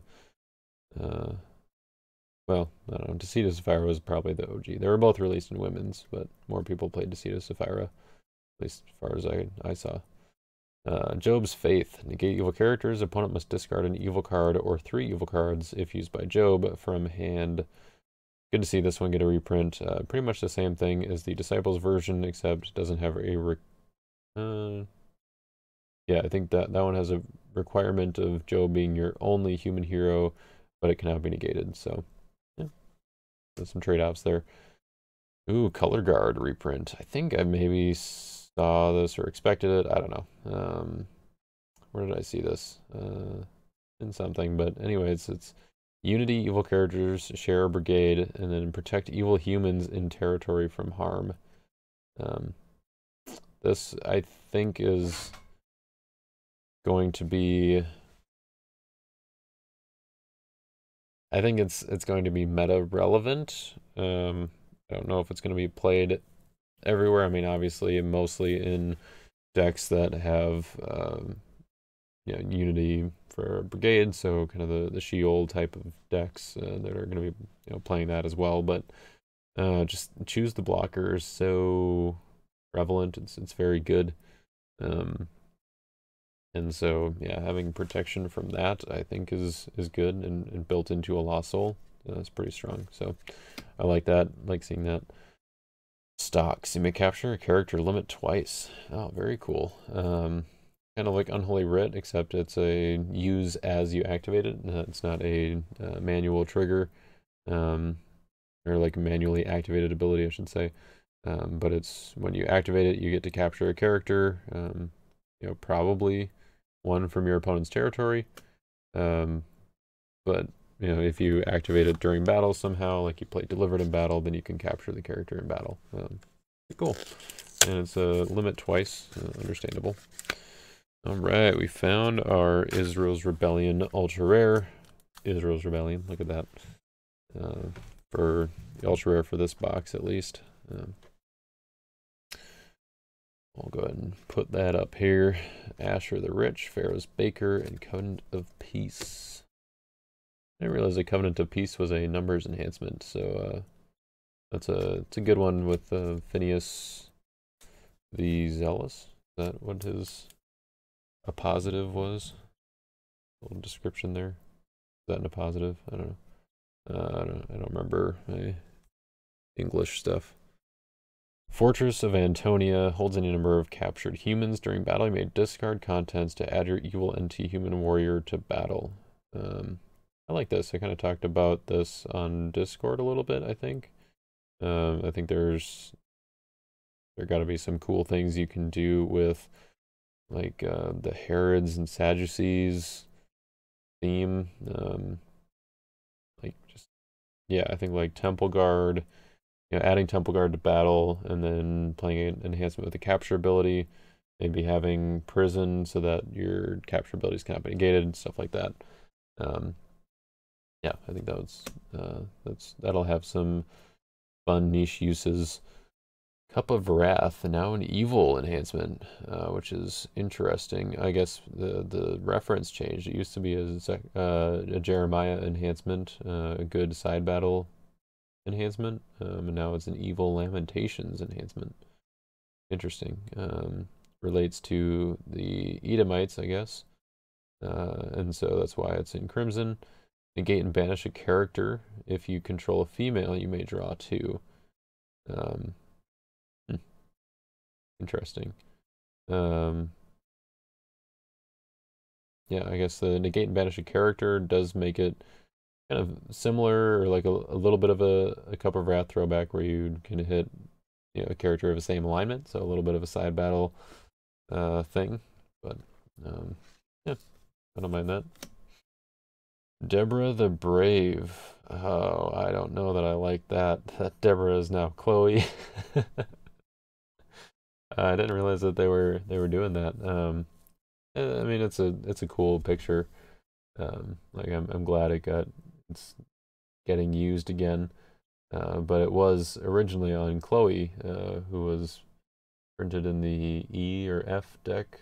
I think it was the F deck. As a red hero, the Corinth hero, and that art was not reused in Early Church or Persecuted Church, whichever one she was in, and so this art was not used for that. So I guess Deborah can get a reprint here, but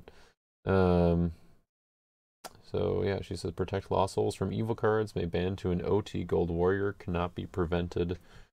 So she's a little bit bigger, 7/6 instead of 4/4. She's mono brigade, so only gold, no longer green.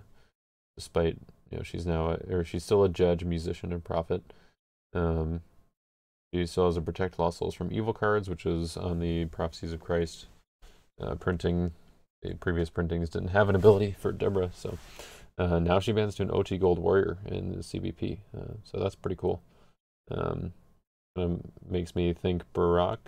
I don't know if Barak also got a reprint in Roots, or if maybe they're doing that in a future set, but probably getting a gold reprint. Jehaziel, son of Zechariah. I don't. Oh, was Jehaziel printed in? Was he the big red guy in Priests that did a weird thing with placing an enhancement if you have a hero and set aside or something like that? Maybe that was a different character. I don't know. This one is a musician and a prophet. 2 Chronicles 20. Yeah, one of the musicians, I suppose, from in the assembly as a Levite. Anyways, you may look at a hand, prevent the next evil enhancement played in battle. Yeah, this is a cool ability on a big character. Maybe see some musician-focused offenses here. Red Dragon. So yeah, this was the fundraiser version, I guess, of Red Dragon. That's also being printed here in Roots, so it's a little more accessible. Enhancements used by this card cannot be negated except by an angel. This is a brand new Red Dragon ability. No more protection on this version of Red Dragon, but it's kind of more like a Michael counter part, I guess. So that's pretty cool. All right. What do we have here? Pharaoh's Dream. Steady till sunset, 20 shekels. I like seeing that. That's a good card. And then 1 for 1. I did want to see Aimless. I want to get another one of those. I believe I only opened one. It would be good to have another one for Type 2. Blessings for Levi. Another Play Covenant. Replacing, or a reprint, I guess, of Covenant with Levi. Printed in Priests. Also a card that was used for maybe a year and just in Priests when it was like one of the only teal enhancements, the enhancement side says you may exchange this card with an OT clay enhancement from deck. That's pretty cool. I like that. And then the artifact, if your OT priest rescues a lost soul, you may underdeck an evil card. Alright, yeah, I like that too. I wonder if that triggers for each OT priest. Like if I play what's the new banding one where you get to band to a bunch of priests? I don't know, Israel's Rebellion clay card, but I mean, even just Faith of Samuel or whatever else. If you get a bunch of priests in battle and they're all successful and rescue, if they all are successful in rescuing a lost soul, then do you get to underdeck an evil card for each one? I would think so. So I like that. That's pretty cool. Barnabas the Bold. Barnabas the Bold. Barnabas the Bold. Good alliteration there. No more green on Barnabas here. Protect lost souls from evil NT cards. So a little less specific than the original version, which protected from, I think, heretics, Pharisees, and Sadducees. Maybe as magicians in there, something like that. And then you may play a lost soul from a deck. Cannot be prevented. So pretty straightforward reprint there. I think the original Barnabas only let you play enhancement or play lost souls from your opponent's deck. So a little more flexibility on this version. Right, Cherubim. Cool. Yeah, looking forward to seeing a Cherubim reprint. You may top deck a good Ezekiel card from reserve. May ban to Cherubim an OT Green Prophet or an OT Priest.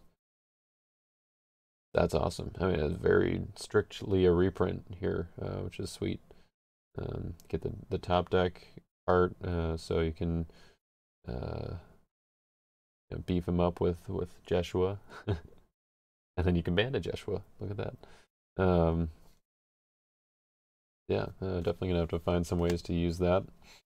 Casting lots. Discard a random card from opponent's hand. Prevent the next good enhancement played in battle.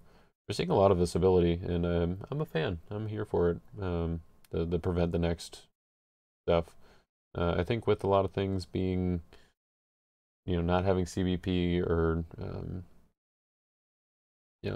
having more of this effect is not a bad thing. And discarding a random card from opponent's hand is just, that's always kind of fun.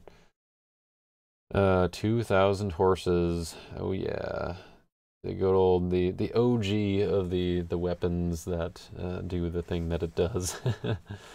You may draw X, limit 2. X is the number of your evil Assyrians. If 3 or more heroes are in battle, you may play an OT pale green enhancement.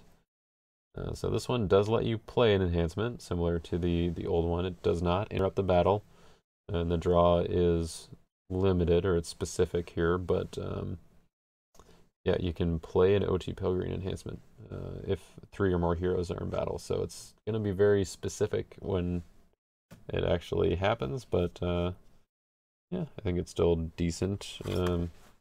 It's at least a good reserve card, I guess. With stuff that pulls weapons out of reserve.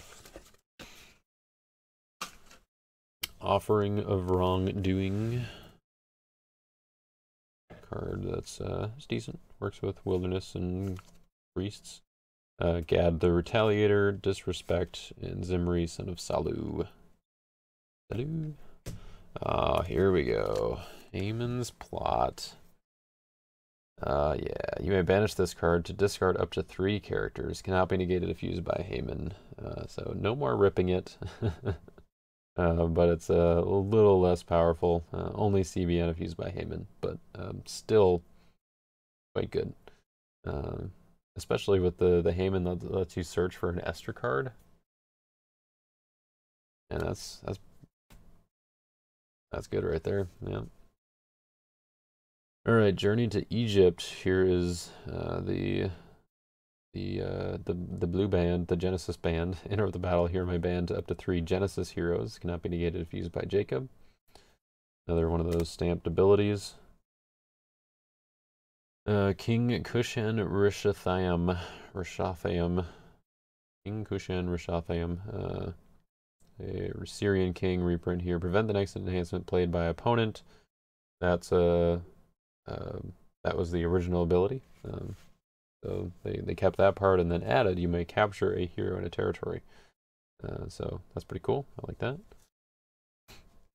Holy Priesthood, 1 Peter 2:5. We talked about this verse in youth group with the high schoolers tonight, a little bit.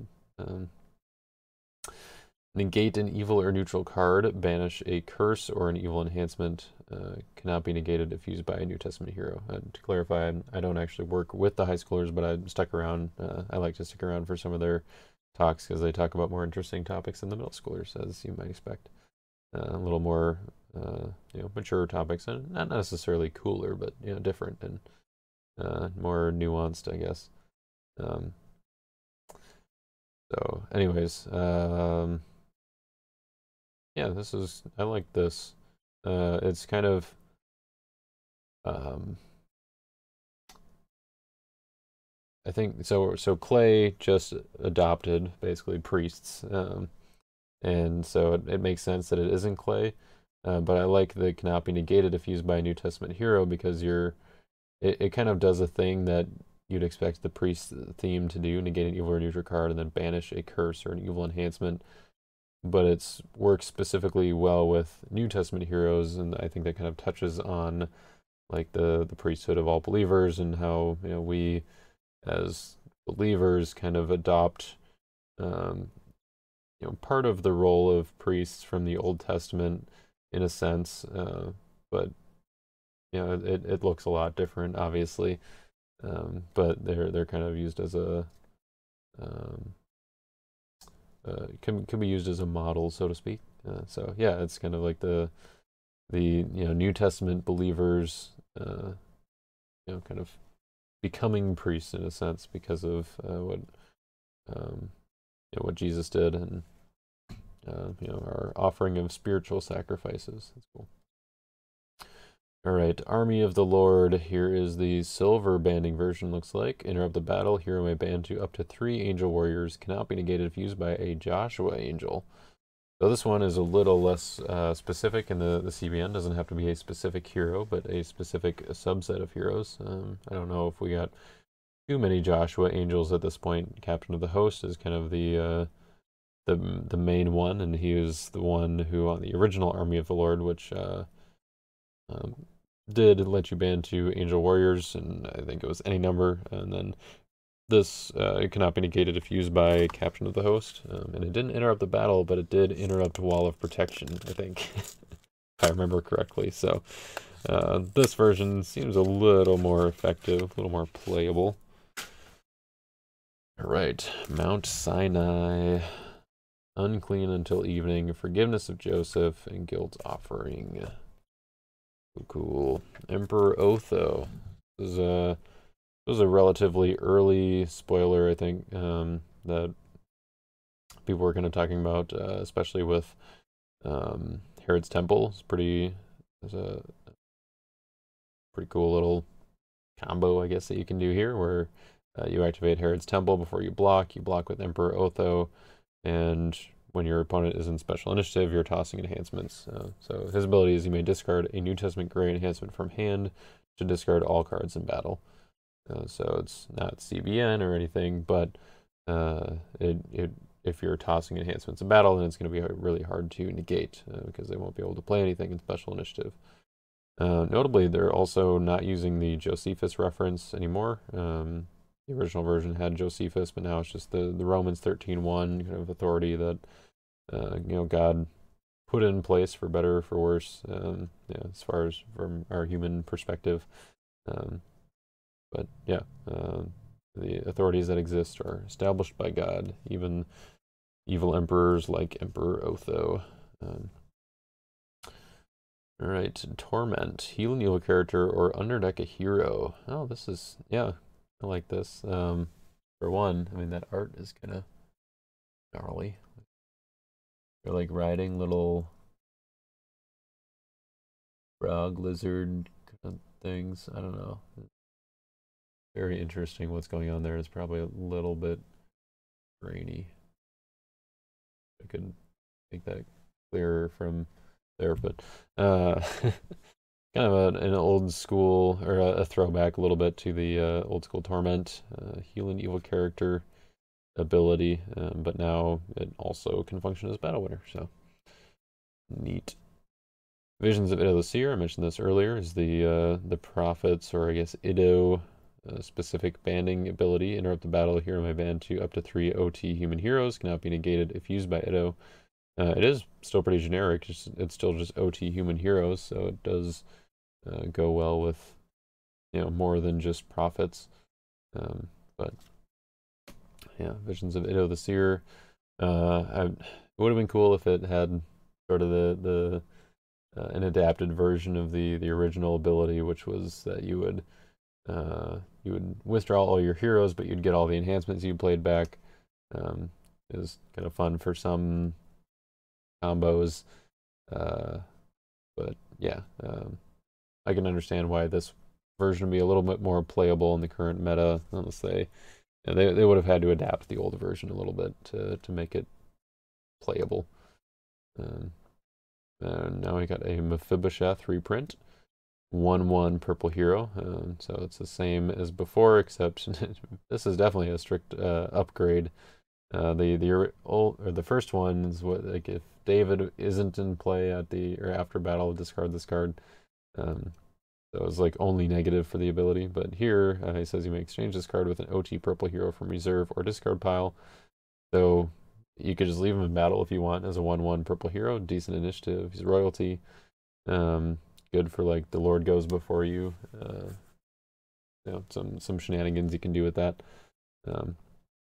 But you can also exchange with another OT purple hero. You can go get one from discard pile, which that's pretty cool. Alexander of Troas. This is Alexander the Coopersmith reprint. Another Greek character, which I like to see. get Greeks back on the menu, so to speak. um, that sounds weird. I do like Greek food, but yeah, that's not exactly what I meant there. Um, Underdeck a hero. Opponent may underdeck a good enhancement from hand instead. It cannot be negated if another evil Greek is in play. Huh. Alright, so it's kind of a entrapping Pharisees sort of effect. The good enhancement does not have to match the brigade, so that's notable for this ability. The cannot be negated aspect is dependent on another evil Greek being in play, which isn't too hard, but yeah, I like it. Get some more Greek love.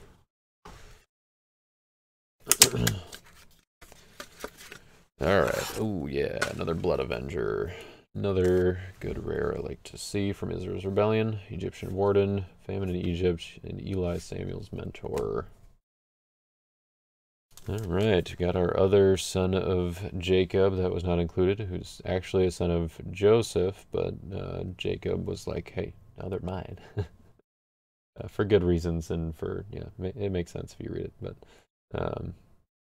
in our culture, it doesn't necessarily make sense, but the way it worked then. Alright, anyways, opponent may underdeck an evil card from hand if they do not negate evil characters. I like that. Also a 1/2. I guess the thematic reason for them being 1/2, I assume, is because they were half tribes, the half tribes of Ephraim and Manasseh, because they were both sons of Joseph, and then so when Jacob, adopted them basically, or counted them as his own, making them tribes of Israel, they were half tribes because they were both part of what would otherwise be the tribe of Joseph, I guess. Anyways, symbols of the Levites. Negating evil card, discarding evil enhancement, cannot be negated if used by a musician. This is pretty much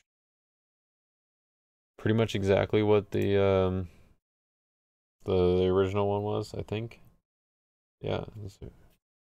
Trying to think if there's any difference with the original one from Rock of Ages, I believe.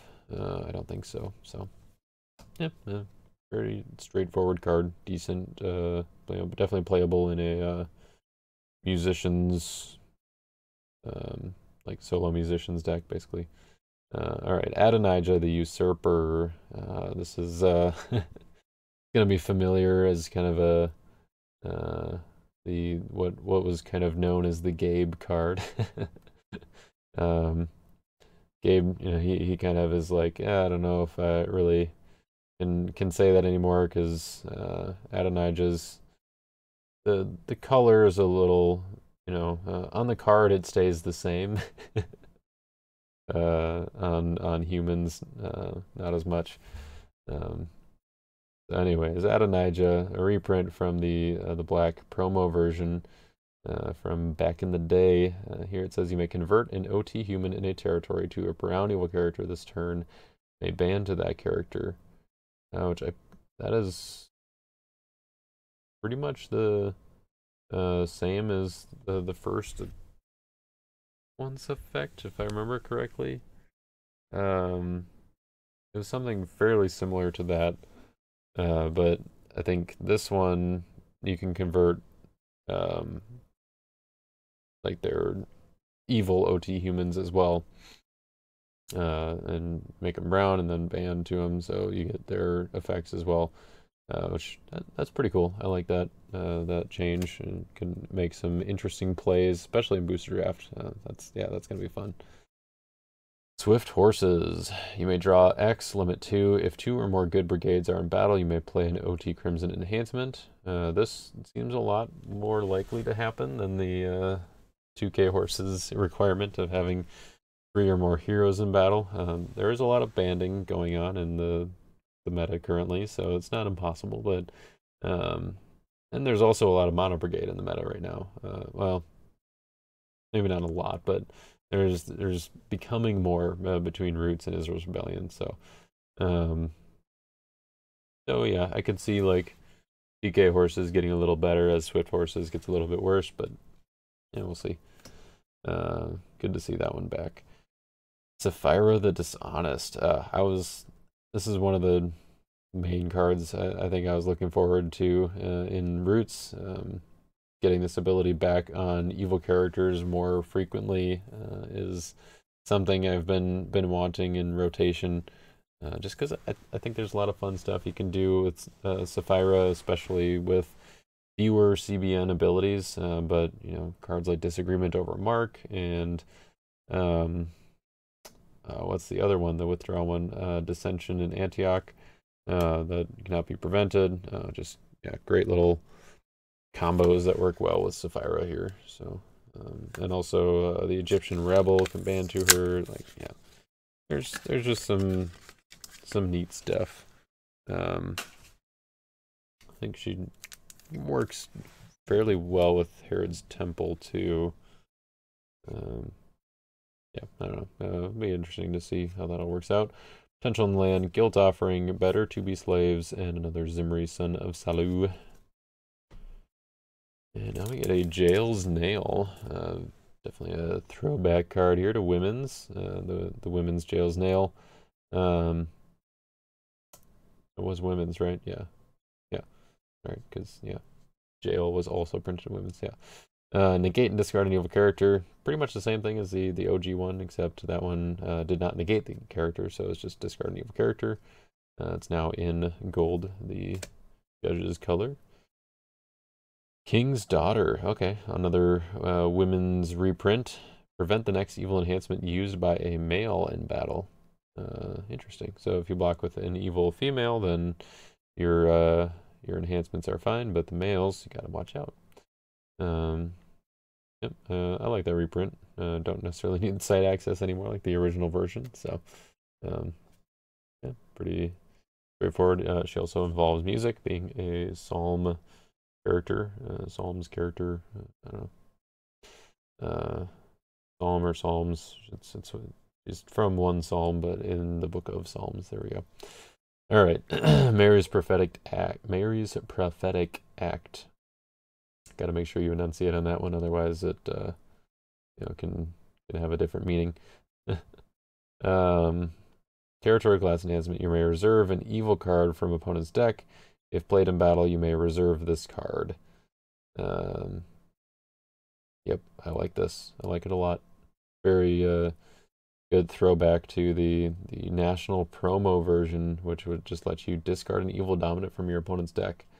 And it had to be played in battle, so if that was territory class, that'd be pretty good. But I think just reserving, yeah, I like that. Reserve their woes, reserve their crowd's choice. If you play it in battle, so you can reserve it and then get it back. Yeah, cool beans.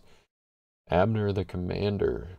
Negate a good card. If alone, you may choose an OT hero to attack. Cannot be prevented. This is cool. You can negate the hero that you're going to choose before they come into battle. He's got big numbers. He's got warrior class. Good stuff. I like it. Rachel the Favored. You may underdeck an idol or curse. May ban to Jacob, or you may take a Genesis enhancement from deck. All right, so no more exchanging with Benjamin or Joseph, which that's fine. Their versions are they do different things anyway. There's different stuff that you're going to want to be doing with Rachel here. Underdeck an idol or curse. Banning to Jacob seems decent. I mean, like you can do her to Jacob to another OT angel. Yep, but the flexibility of taking a Genesis enhancement from deck is nice, especially like early on in the game, just going to grab a battle winner or something. All right, we are now 5 packs away from the end of box 1. Whew. It's, getting close to 2 hours here. That's exciting. Hopefully you guys are still interested here. Sin Offering. Unclean Animals, Uncleanness, Flee from Enemies. In box 2, I probably will just skip the Israel's Rebellion stuff because I'm not really going through any of that anyway. So Probably just set the unopened sleeves aside and open them later. Y'all are here for the roots cards anyways, right? So, all right, Wings of Calamity. Prevent the next good enhancement played in battle. It's a weapon. Yep, that's cool. I like it. Very simple and straightforward. Another good orange weapon to use. Can be good for big evil characters and good for small orange evil characters. And what's the Destroying Spirit? Is that the one that equips from reserve? And now there's actually like an equipable evil orange weapon to use. Oh yeah. Some of the other ones are usable, but yeah, not really. I think that one is more legitimately usable. Anyways, consider the lilies. You may exchange this card with an antique gold enhancement from deck or reserve. Pretty much the same thing that the original one did, except it's not territory class. So that is important here, but still good. I mean, like it's a second Amazing Faith basically. You can't play it in special initiative, I guess, but yeah, still, I like it. Armor Bearer. Oh, this guy looks intense. Pretty legit there. Very serious. Is he the actual armor bearer, or is the kid in the back the armor bearer? Suppose the kid in the back probably is. So, yeah, this is probably supposed to be Jonathan. Yeah. All right. Anyways, armor bearer 6/6. Throwback to the Warriors green version that could ban to any hero who fought in an earthly battle. Looks like this is basically a strictly better reprint. May ban to an OT human warrior. Could the original version ban to New Testament heroes? Pretty much just be like the Centurions. Like those are basically the only warrior class New Testament heroes. Yeah, I mean this one, if you're only banned to Old Testament, I think that's probably okay. And then this one cannot be negated, so that's definitely stronger. Cannot be negated banned abilities are pretty good. It doesn't do anything else other than banned, so there's that. But great card for booster draft and for metas where you're borrowing your opponent's heroes. It's also a First Samuel hero, so good synergies there with other stuff. Hind's Feet, negate all other cards in battle. Alright, so it's kind of another abandonment, but it's for the good side. Works well with Covenant Keepers. Is that the one? The major OT enhancements, CBP. Canaanite Trickery. If opponent controls a Canaanite, end the battle in a stalemate, otherwise you may draw 2. Okay, so it's kind of playing into the Canaanite theme of trying to give your Canaanites to your opponent and then having a strong ability there. Definitely not as strong as something like Futile Inquisition, or obviously Unsuccessful, but still pretty good. Very fits the theme. I don't know that I would really care to play an 06 enhancement draw 2, but yeah, we'll see how much love Canaanites get in this set as far as like being able to actually send over and keep a Canaanite in your opponent's land of bondage. So begging, or not land of bondage, territory. I guess, would they control a captured Canaanite? Because it retains its identifier. I think so. I don't know. Begging to go back. 7 cows after the rich, obedient to Joseph. Let's look at these roots cards. Dungeon of Malchijah. Malchijah was the kind of original version from Prophets. What it said, or how it was spelled was just Malchijah, but Malchijah here. Based on this translation, NASB 2020, I believe. Now it's territory class. It says capture a hero in battle or a prophet to opponent. It's pretty much a strict upgrade from the prophet's version. Very cool. Obedience of Noah, negate an evil card. You may You may choose an evil character to block. So kind of goes back to the legacy rare version, kind of the old school version of just being able to choose an evil character to block, but this is now better because you get to negate an evil card as well, so you can use it in special initiative. So it's a card that was spoiled and talked about a little bit, I think, especially by John Hendricks. I think he was a fan of that. Pot of Mana. Restrict all players from controlling more than one character in the field of battle. This is another one that people have been talking about.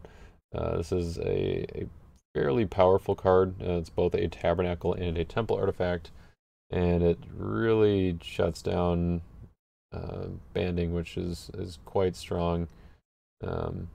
And it's a restrict, so it's more effective than like a Forsaken Lost Soul. It just negates opponent's band abilities. But it is symmetrical, so you kind of have to build around it or just be aware of it, kind of turn it on and off as you need to. Siege Works reprint here of the gold or green and pale green evil, well, dual alignment enhancement.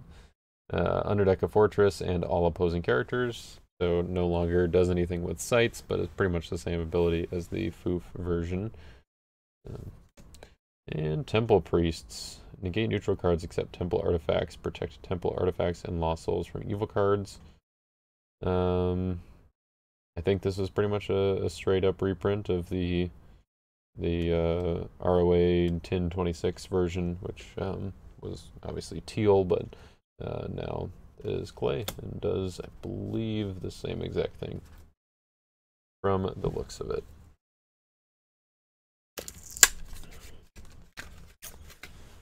All right. I'm gonna open the last few Israel's Rebellion stuff because I'm already what I'm doing for this box. Self-Destruction, Eldad, Inhabitants Driven Out, and the Black-Gray Sabbath Breaker. I have Blue Tassels. Good old school card. Protect characters from capture, bounce, and reserve abilities. I like this. A little more broad than the original, which just protected from capture. So now we've got capture, bounce, and reserve, and this is, again, symmetrical, so it's all characters, and it's in battle and in territory. So protecting from bounce is good for stuff like, the Canaanites. I guess they're going to be wanting to try to keep your Canaanite evil characters in your opponent's territory, and so protecting them from bounce is pretty important. Also stop some themes from being able to reset their characters that convert to meek. Jail the Shrewd. If alone, you may choose an evil OT male human to block. So fairly similar to the original Jail from Women's Set, similar to Jail's Nail, but this one is a little bit more restrictive, I guess. I think the other one was just male human. I don't think it had to be Old Testament, and it didn't have an if alone restriction. But choose the blocker abilities are pretty strong in their own right, so makes sense that they wouldn't necessarily want the same ability, same level of ability. Asaph the Psalmist. Good enhancements that involve music used by this card cannot be negated. Very much a straight reprint of the Priest's Asaph, except this one is a 6/12 instead of 6/6. Yeah, good stuff with all the stuff that's involving music at this point that we're seeing just in this set alone. I think will make Asaph playable there. Deceiving Spirit may use evil enhancements of a selected brigade, cannot be negated. So again, another reprint similar to User of Curious Arts of a character that did pretty much the same thing. Good to see that. Thinning Hand. Banish a hero. Hero's controller may discard 4 cards from hand instead. Cannot be interrupted. Very cool. The old version was a banish, except your opponent can discard half their hand, rounded down, or was it rounded up instead? And so now, instead of making people do math and figure out what half of a number and, if it's odd, what rounding, I don't know. It simplified it a little bit, but now they just discard 4 cards from hand, which is half of the opening hand, so it kind of makes sense. It's just half of 8. But if your opponent just doesn't have very many cards in hand, then they might not be able to fulfill the condition, which is cool. Alright, Rain becomes dust. Potiphar, Priest of On, send for Egyptians and Cupbearers complaints. Another mask. I think I'm at 3 masks total now out of 6, I want to say. So just 1 for each Evil Brigade in rotation. That would make sense. So you got Mask of Fears, the pale green version. Enter the battle, draw 3, play an evil enhancement. Daniel Belteshazzar. He is a major prophet. Has that identifier been used on other major prophets? Not sure. But it could be an indication of that might be a more specifically used identifier in the future. Yeah, because I think like the Watchman says major or minor prophet, so it has been used before, but the fact that that identifiers are being used now kind of indicates that they're still in use. Like, I mean, they're kind of refining them as they go. So it's like if major prophet wasn't something that really mattered, then it would just say prophet. And anyways, negate evil characters and neutral cards. That's cool. Negates your own neutral cards, but negate your opponent's Unholy Writ or some of their Lost Souls or whatever. You may underdeck a good Daniel enhancement from discard pile. So it's a little bit of a combination of the promo Daniel and the Cloud of Witnesses Daniel, which was recently banned because we got the Daniel Son of God, and that just was not going to go so well. All right, Captain of the Host. Nice. We got to see the Captain reprint here. We had the promo version. This one is definitely going to be easier to get than that for rotation here. 10/10 Warrior class Angel Prophet Silver Hero. Negate all special abilities except banned abilities on enhancements and other characters. So very throwback. Does not say except weapons. So that's notable. So your weapons on Captain will not work unless they're CBP or CBN. Alright, Cicero the Commander. If blocking OT and enhancements cannot be negated. That's awesome. So the original version was if blocking a red or gold hero, then enhancements cannot be negated. And you notice it just says OT enhancements, so it's good or evil.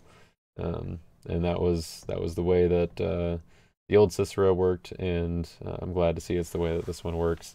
And it's more broad, so more fun. I like that. Stone of Thebes, discard a character regardless of protect abilities. Yep, that makes sense. Very just simplifying the original, well, the last played version from I think that one was Rock of Ages.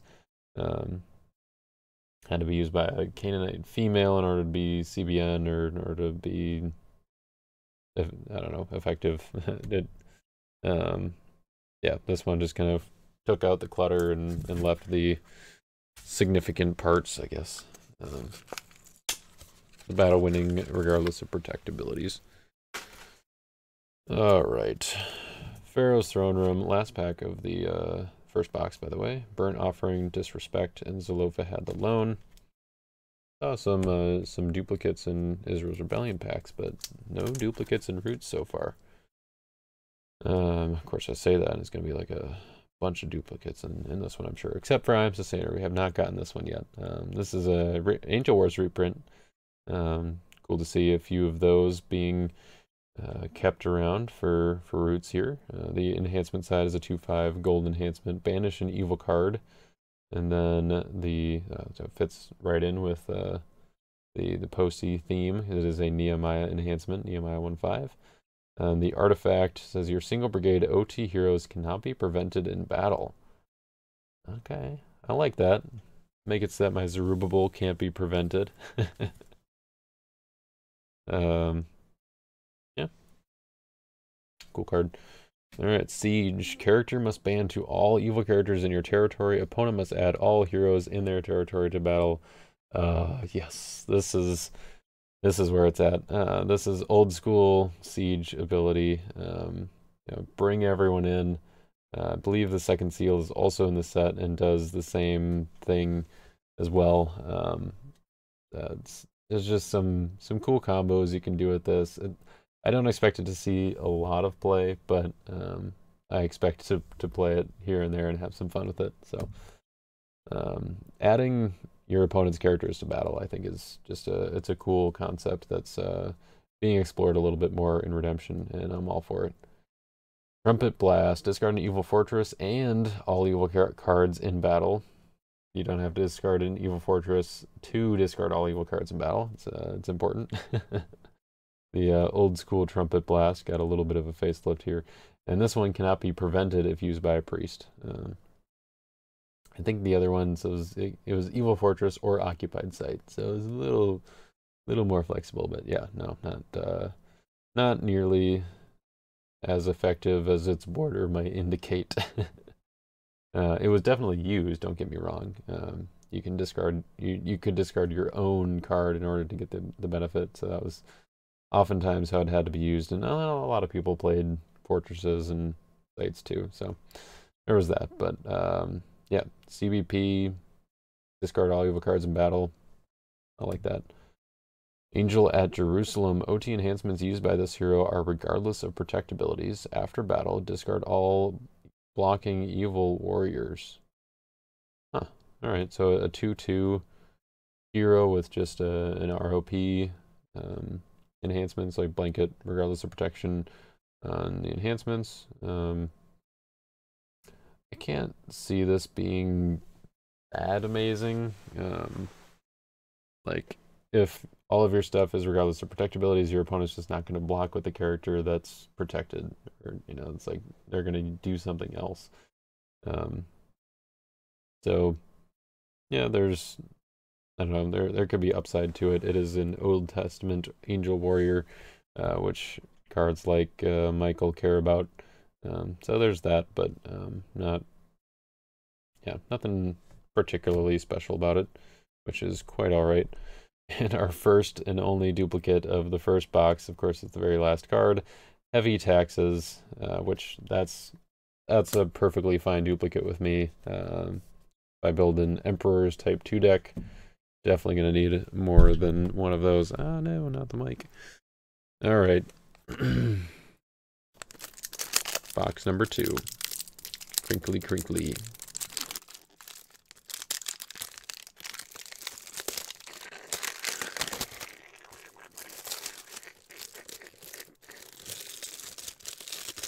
Just like ASMR, is it just annoying?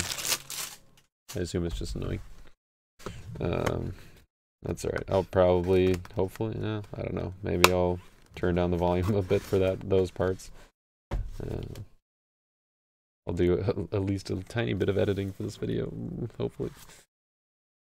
Alright, no more opening Israel's Rebellion stuff here. We gotta cook through here. Oh, look at that, another Pharaoh's Throne Room. Alright, 5 smooth stones right off on the duplicate train again. We do have, so it's 224 cards in Roots, I believe, with 24 packs per box and 5 cards per pack. That gives us 120 cards per box. So with 2 boxes, 240. And so definitely going to get a few duplicates. But the goal is to get as few as possible to try to finish out the set here. But also the duplicates that we get means that my voice is going to be less used, which is nice. So got another 5 smooth stones, another cherubim, another Asaph the Psalmist. Ooh, we got an Amalekite Slave. That is a new one. If blocking, you may capture this card to opponent to add an evil OT human from deck to battle. So pretty much the same as the OG Amalekite Slave, except it has to be an evil OT human. So that's a specific difference. Can't just be any evil human, so a little less splashable.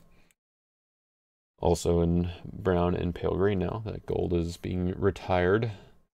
King Zedekiah, another non-duplicate. Each player may top deck a Meeklaw Soul. You may underdeck a brown enhancement with a capture ability from discard pile. Huh. Okay, so it's a little bit of the soul hiding aspect of the Evil Kings, and then also recycling enhancements with capture abilities, particularly Dungeon of Malkaija, perhaps.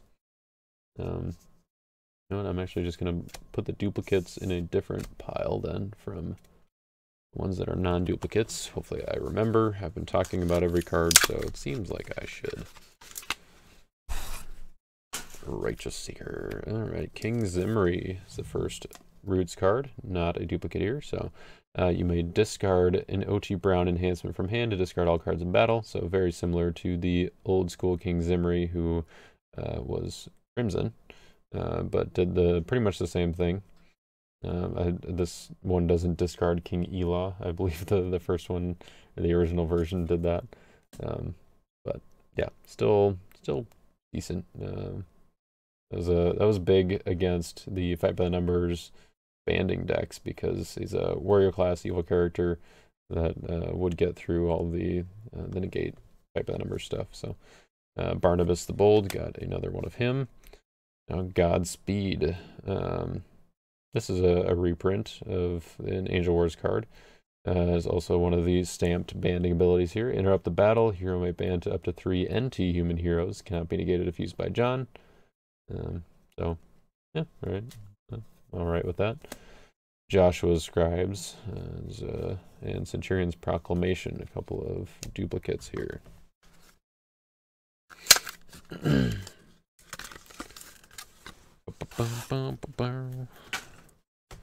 Titus the Messenger, another Greek, but this one is a good Greek, so it doesn't really help the Greek defense, but I do like the look of this ability. Protect evil characters from banned abilities. Protecting evil characters on a hero, you know it's going to be something spicy. So it protects from banned abilities, so it is another way to kind of, similar to Pot of Mana, gets around like the, cannot be negated and cannot be prevented banned abilities. And then here, if alone, you may choose an evil NT human to block. I guess there is the downside of it doesn't protect characters in their hand, so they can still ban to evil characters in their hand. But anyways, if alone, you get the choose the blocker ability. That's pretty sweet. I like that. It does have to be evil NT human, so it is a little more specific. Another Trumpet Blast there, and the Generous Widow. Each player must reserve the top card of deck. If opponent has hand advantage, you may draw 2. Okay. Yep, that's not as cool as the original Generous Widow, but it's still cool. A symmetrical effect on the front there, fits with the NT Gold theme of reserving stuff, and then you still get a little bit of card advantage off of that, so I like it. Another Chariot of Fire, and a Wanderer Lost Soul. During your turn, if you have not attacked, you may exchange this card with a different Lost Soul in opponent's territory. Again, this is similar to, well, it's an exact reprint of the Fundraiser Wanderer, but it is slightly different from the Legacy Rare version, which does not have the, it's during your prep phase instead of if you have not attacked, which pretty much always means the same thing, but not entirely always. So glad to see one of those.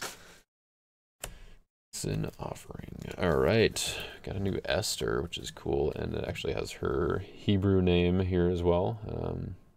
Her Hadassah, which is a cool name.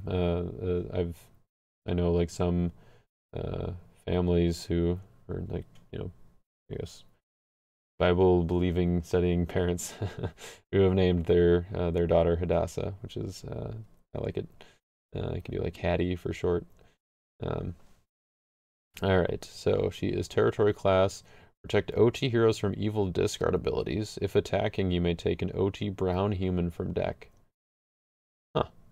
Interesting. So you can do kind of an entire Esther theme deck now, like with Esther and Persians, and I don't know what else you would do on the offense other than like Mordecai, but yeah, and there's some synergy with the offense and defense. That's pretty cool. And her protectability works well in territory now. So stop that Haman's plot. Yeah. Battle Prayer. You may take a good OT enhancement from deck, discard pile, or reserve. Throw back to the old school Battle Prayer, which was gold, and could go get a gold enhancement back from the discard pile. Now this one goes to reserve as well, and could be an OT or a good OT enhancement, so it's more broad. Angel of Jerusalem, that's a reprint, or not a duplicate. Naomi, another duplicate. And Silly Women, a black and crimson evil character, a reprint of the, well, first the pale green version in women's, and then the multi-brigade, the evil rainbow version in Persecuted Church. If blocking, you may capture this card to opponent to add an evil anti-human from deck to battle. Kind of another Malachite Slave sort of effect there. Pretty cool.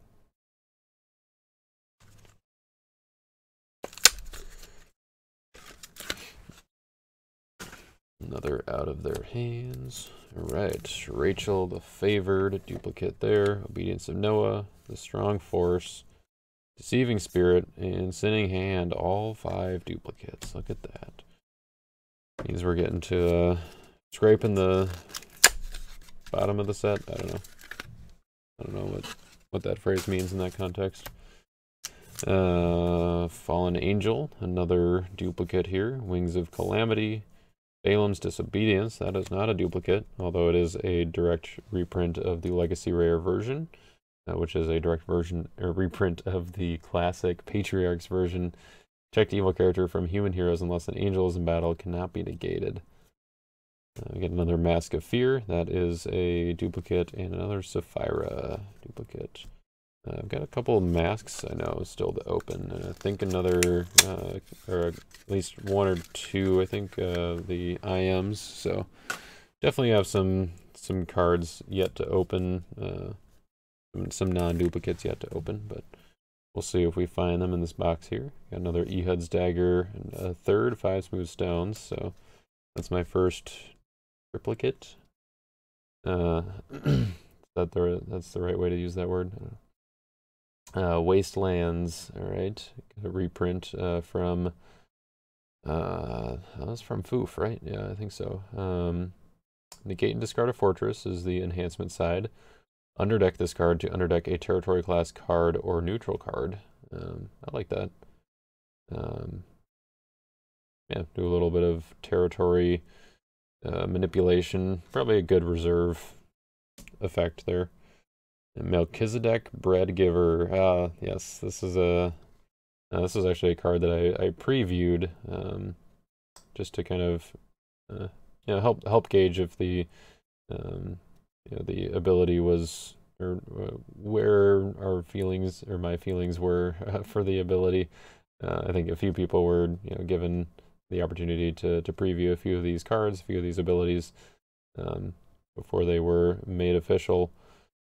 Here, Melchizedek says if opponent has board advantage, shuffle an evil card in their territory, may ban to a Genesis human.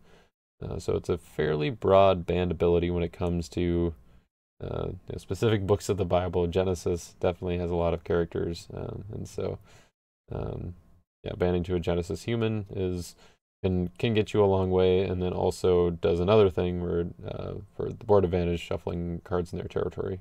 So whenever a card does something and bans, it's usually a good sign that it's a powerful card. This one I don't think is overly powerful. You do have to, your opponent does have to have board advantage. You have ways in which you can control that, but it's also just shuffling. So yeah, it's I like it. I think it'll be interesting to see if Clay Genesis can play together well. So, and then a duplicate Cup of Wrath here. It's the last card in that pack. And ooh, look at that, a pair of priests, another Ahimelech, or I guess that's the first Ahimelech I think I've seen tonight, but Another one to add to my collection, I guess I should say. Ilkaya the Rebuilder. You may take an OT artifact from reserve, may ban to a temple priest. So another character that does something in bans, which is cool. Another Solomon's Temple High Priest, which we don't have a whole lot of in rotation, or like Solomon's Temple Priest, so we're getting a few more of those, which is neat. Yeah, reasonable card for sure. Another Nurgle. You'll leave it at Nurgle. Another Emperor Otho. And we now got an Assyrian Survivor to go along with the Assyrian Siege Army. Protect this card from discard abilities used by opponent. If defeated, capture this card to opponent instead. I think the original one just said protect from discard abilities. Was it used by opponent? I can't remember. Basically, it would be like protecting from your own Grapes of Wrath. I don't remember if it does that or not, but no, I don't think so, because yeah, you'd play Death of Unrighteous on it, which would discard the evil characters in battle, and Assyrian Survivor wouldn't be protected from that. So yeah, I think the used by opponent was on there originally. So this is a basically an exact reprint, I believe, word for word, or ability for ability. The words might be slightly different, updated wording. Ooh, Joseph in prison. Interrupt the battle. Banish all cards in battle. Awesome. This was originally black in Patriarchs when it was first released, but now it does the same thing.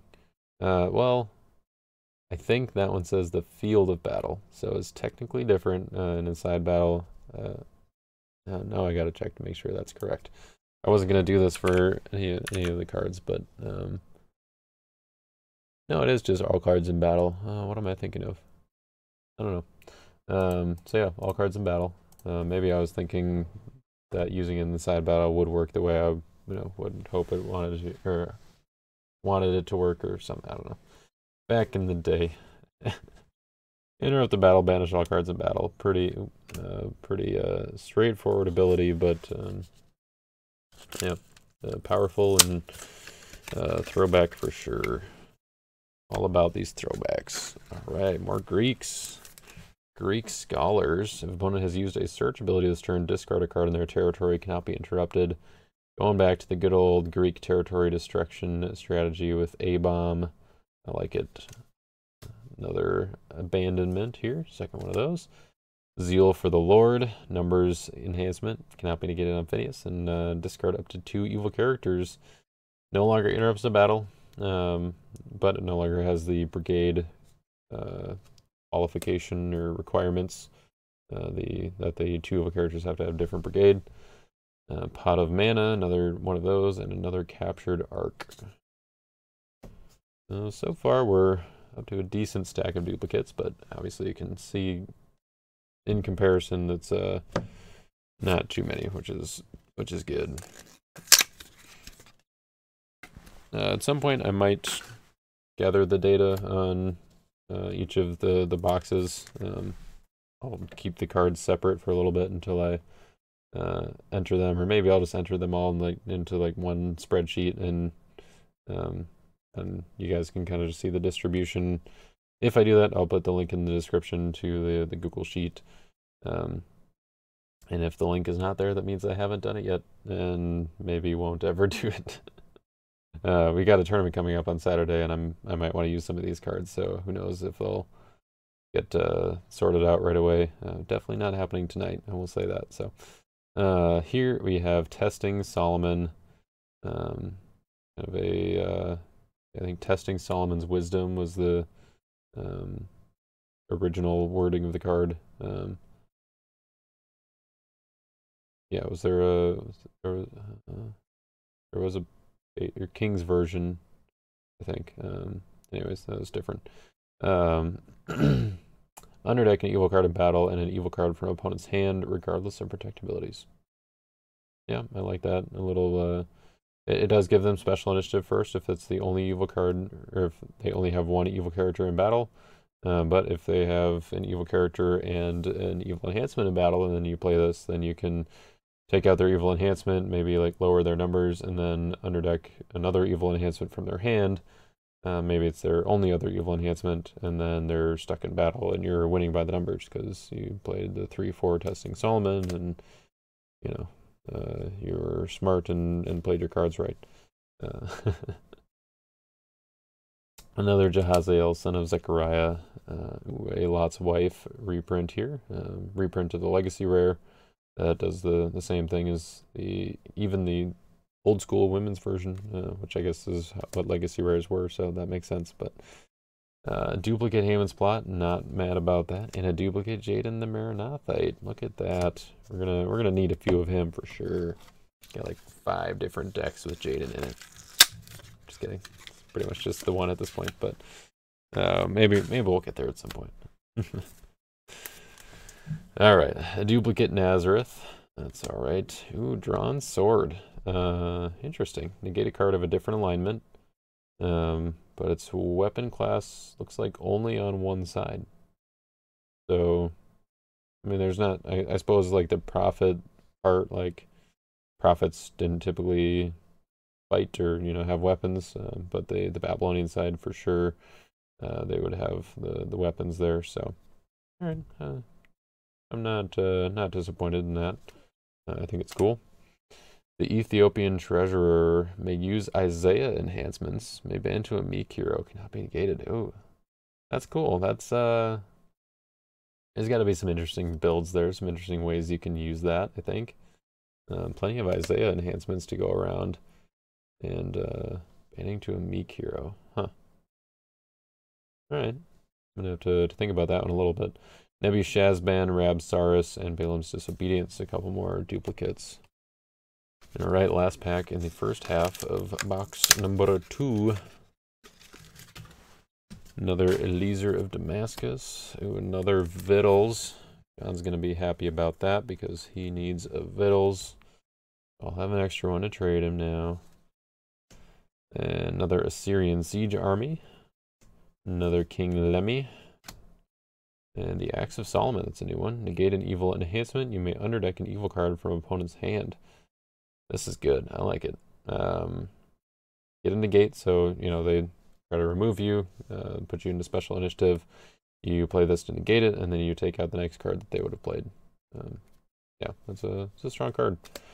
Hidden Treasures, a good old reprint here. It's not quite as good as the old one, but still pretty good, I think.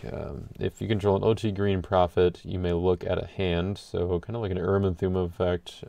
Urim and Thummim, except you don't get to reactivate something different. You do get to, or it's I guess maybe more like Temple Veil, maybe the equivalent of that. In a way, it does also have the upside. If your green prophet attacks, you may discard an evil enhancement from a deck. So there's 2 different abilities here. One that goes right when it activates, and then one that triggers on your green prophet attacking. And they're both fairly decent benefits. I mean, you can, if you get that up on turn 1, you're going through your opponent's evil enhancements pretty quickly. So. Alright, another Sabbath Breaker.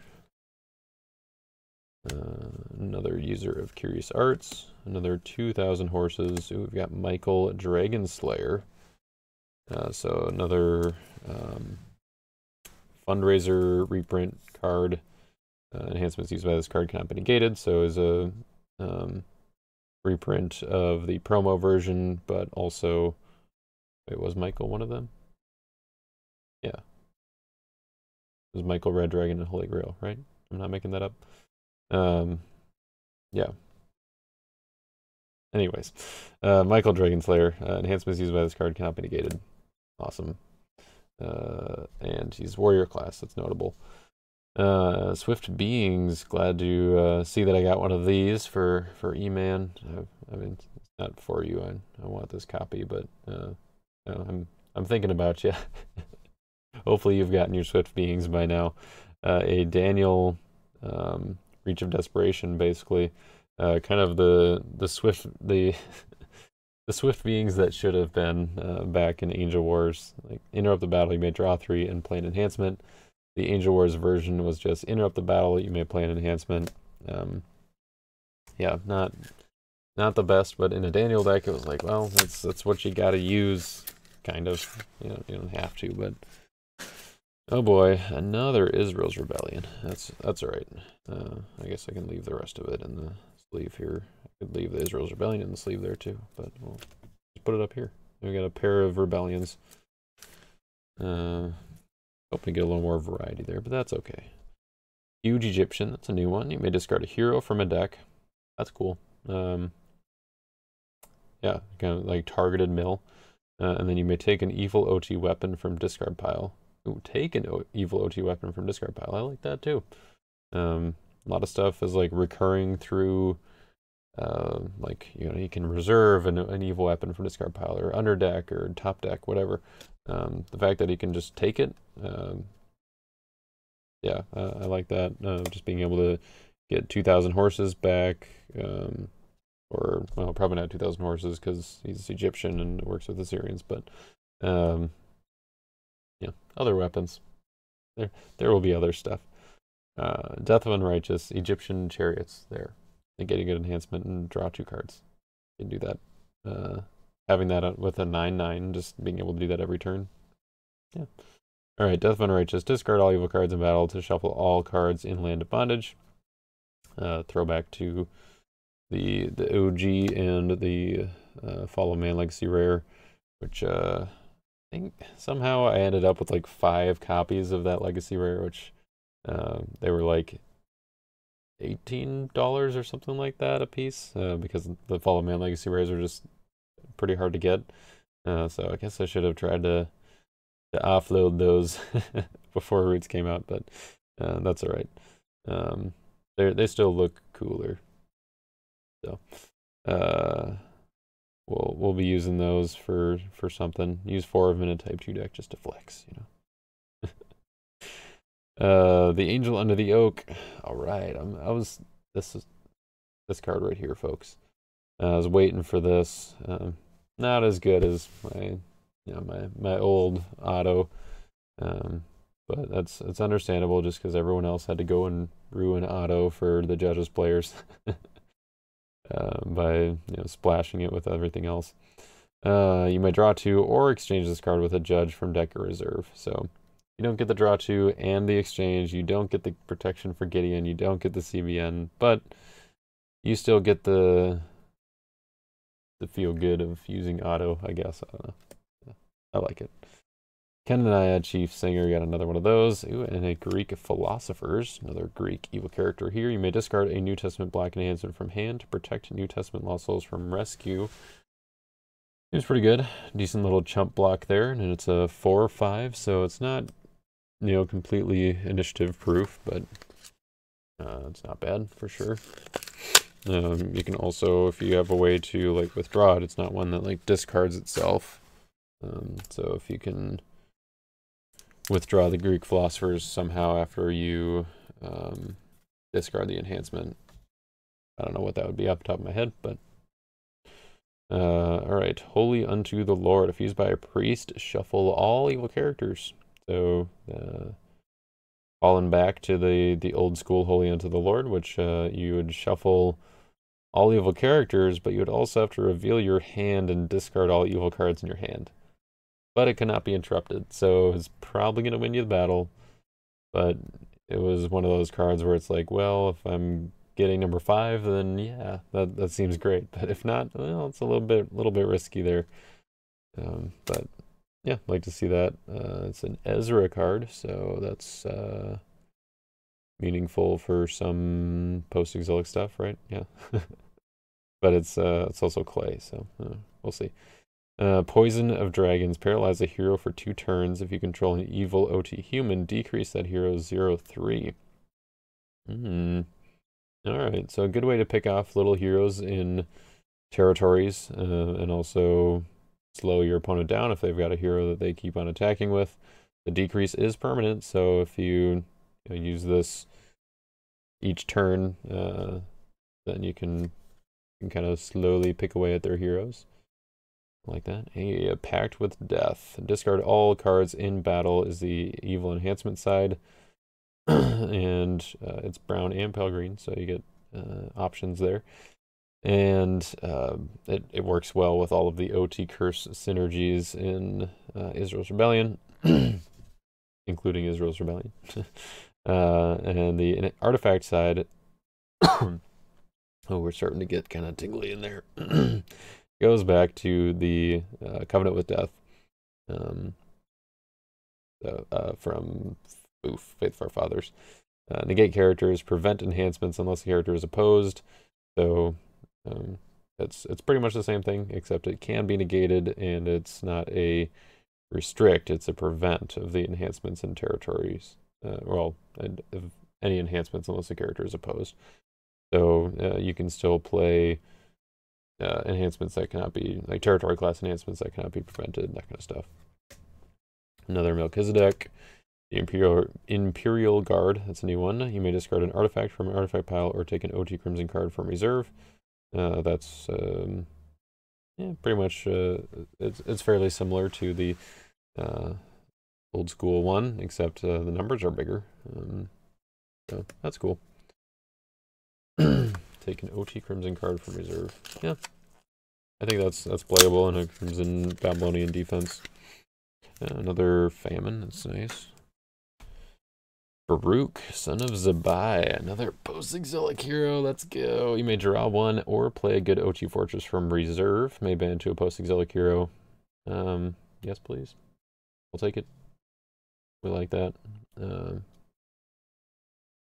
He zealously repaired another section from the angle to the doorway of the house of Eliashib the high priest. Nice. This guy is pretty cool.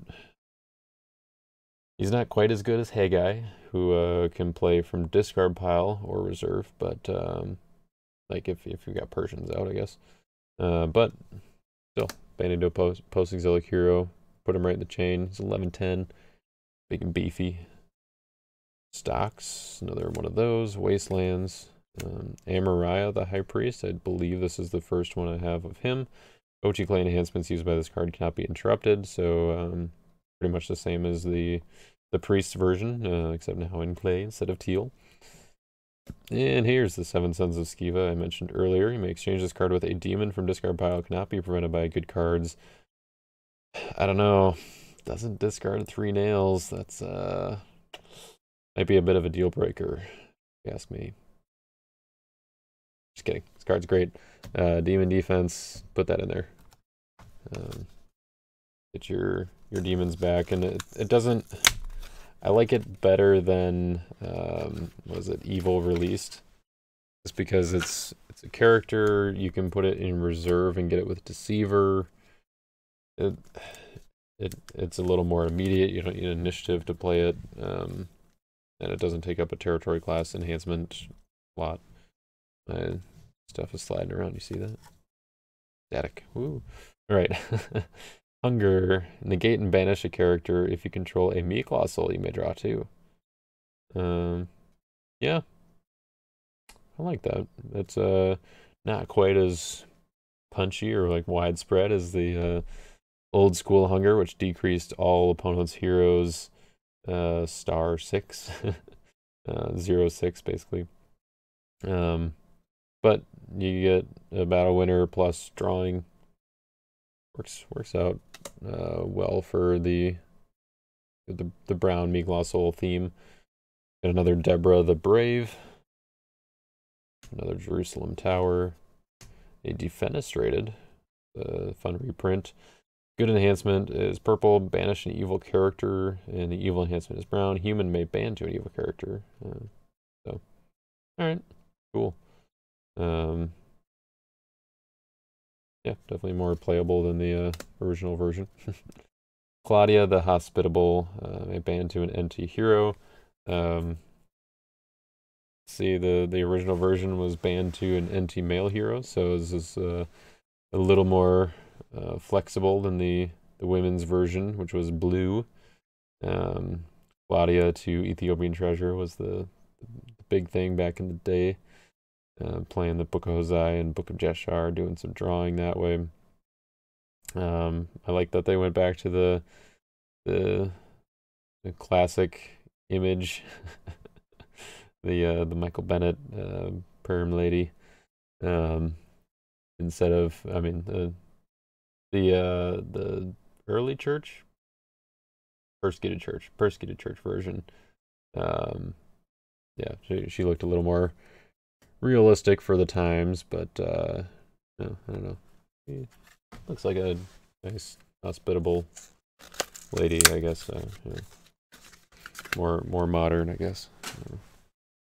All right. Prince Jonathan, another one of him, duplicate there. Got a prosperity. You may draw 3 and top deck any number of cards from hand. Go back to the Patriarch's prosperity. I had to remember what set that was in for a moment there. Yeah, pretty much does the same thing. Very cool. Army of the Lord, that's a duplicate. Alexander of Troas, that's a duplicate. And Adjourn. You may negate a good card or withdraw all heroes. Cannot be prevented if used by a Greek. I believe the early church version did some paralyzing and withdrawing or something like that. So this looks like it's a little more flexible. Another Pharaoh's Throne Room. Look at that. And another Mask of Fear.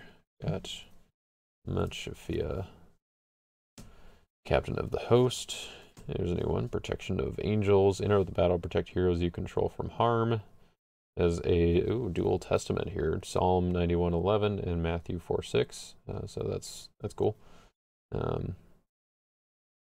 Yeah, like that.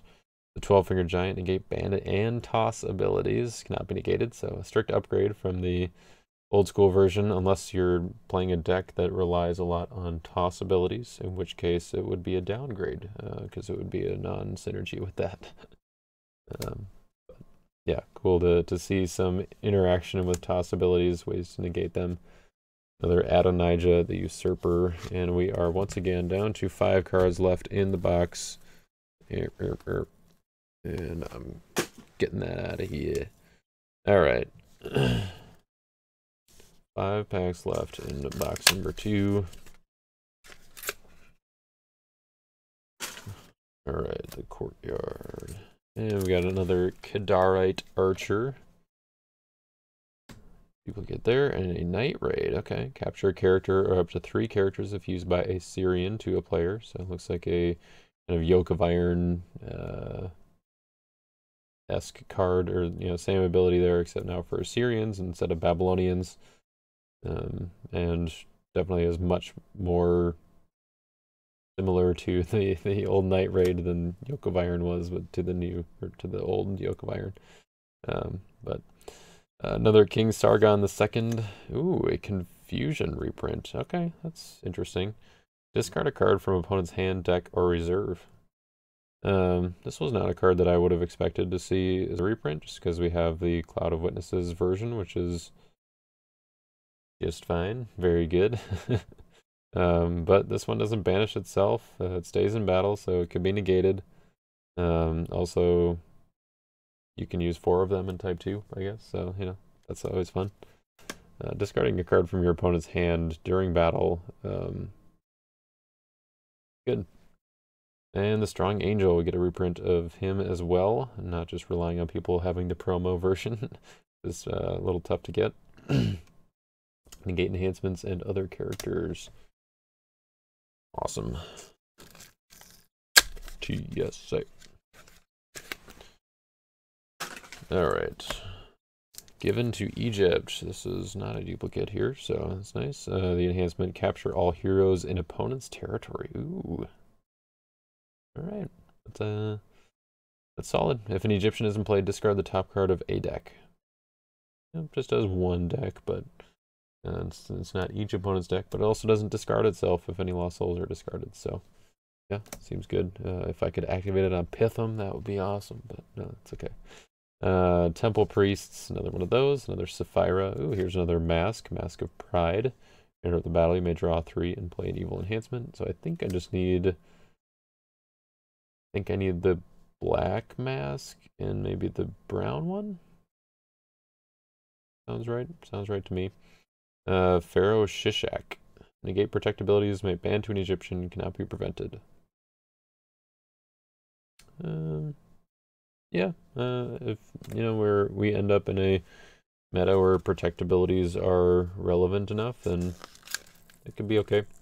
I don't think I would be like super eager to put into my Egyptian defense, but oh, here we go. The second seal. Another one that I was excited for. Hero must band to all heroes in your territory. Opponent must add all evil characters in their territory to battle. So it's the good version of Siege. But it's just like, yeah, let's just get everyone in, duke it out, have fun. Sisera, the commander, a duplicate of him. Uza, the stricken. Glad I opened one of him. We were actually talked about him in a different context in youth group tonight with a couple of the other leaders and brought him up, showed him the redemption card. It was fun.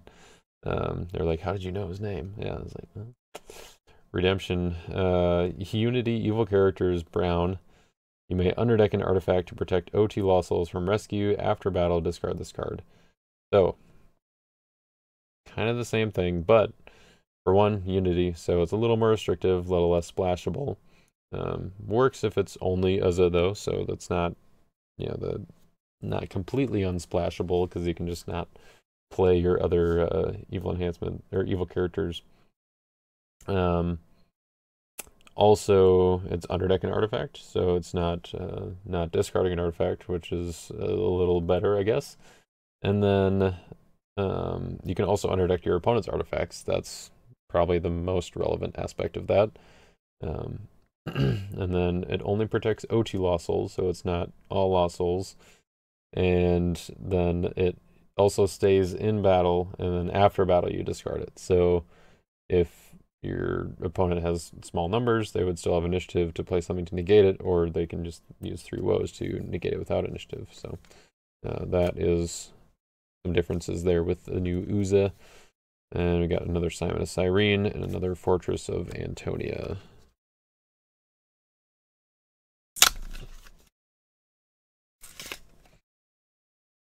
Alright, second to last pack here. Got another Axe of Solomon. Another Blessings for Levi, another Obedience of Noah, another Ethiopian Treasure, and another 7 Sons. All right, well, let's get the black mask here. Maybe the brown one. I could go for the brown one. Yeah. Is that too much to ask? Ask for the mask. All right, another cherubim. So we'd probably almost have a full set of 4 of those. Burning Censer, that's not a duplicate, that's nice. Negate and discard an artifact, an evil enhancement, or an evil fortress. Yeah, flexible, doesn't hit evil characters, so the fact that it's not necessarily going to be a battle winner, or probably not going to be a battle winner, is debatable on its usefulness, but it's flexible with the artifact and fortress part, and still negating and discarding evil enhancement is good, so yeah. Greek Scholars, it's a duplicate. Zadok anoints Solomon, that's a duplicate. And Jeremiah, Iron Pillar, that is a new one. So Major Prophet, Solomon's Temple Priest. You may underdeck a good Jeremiah enhancement from discard pile. OT enhancements are regardless of protect abilities. Oh. That's symmetrical, OT regardless of alignment, so that's theirs and yours, but it's only Old Testament enhancements. Yeah, interesting. All right, well, my voice is shot and my body is ready to sleep, so I'm gonna call it there for now. I hope you guys enjoyed this box opening. I will, as I mentioned before, possibly put the details as far as like the ratios, well, not like ratios, but just like the number of cards opened, like how many duplicates I got. I only got 1 in the first box, but the second box, I'd got probably like 50 or so, maybe 50 to 60 there. So yeah, that's kind of to be expected between, or I guess not. These weren't duplicates from just the second box, but between both boxes, to be clear. That's obvious, hopefully. But anyways, All right, that's where we're gonna call it for today, for this video, and hope you guys enjoyed. We'll catch you next time, and we'll see you tonight if you're watching this early. We'll see you tonight for the live stream. So have a good one.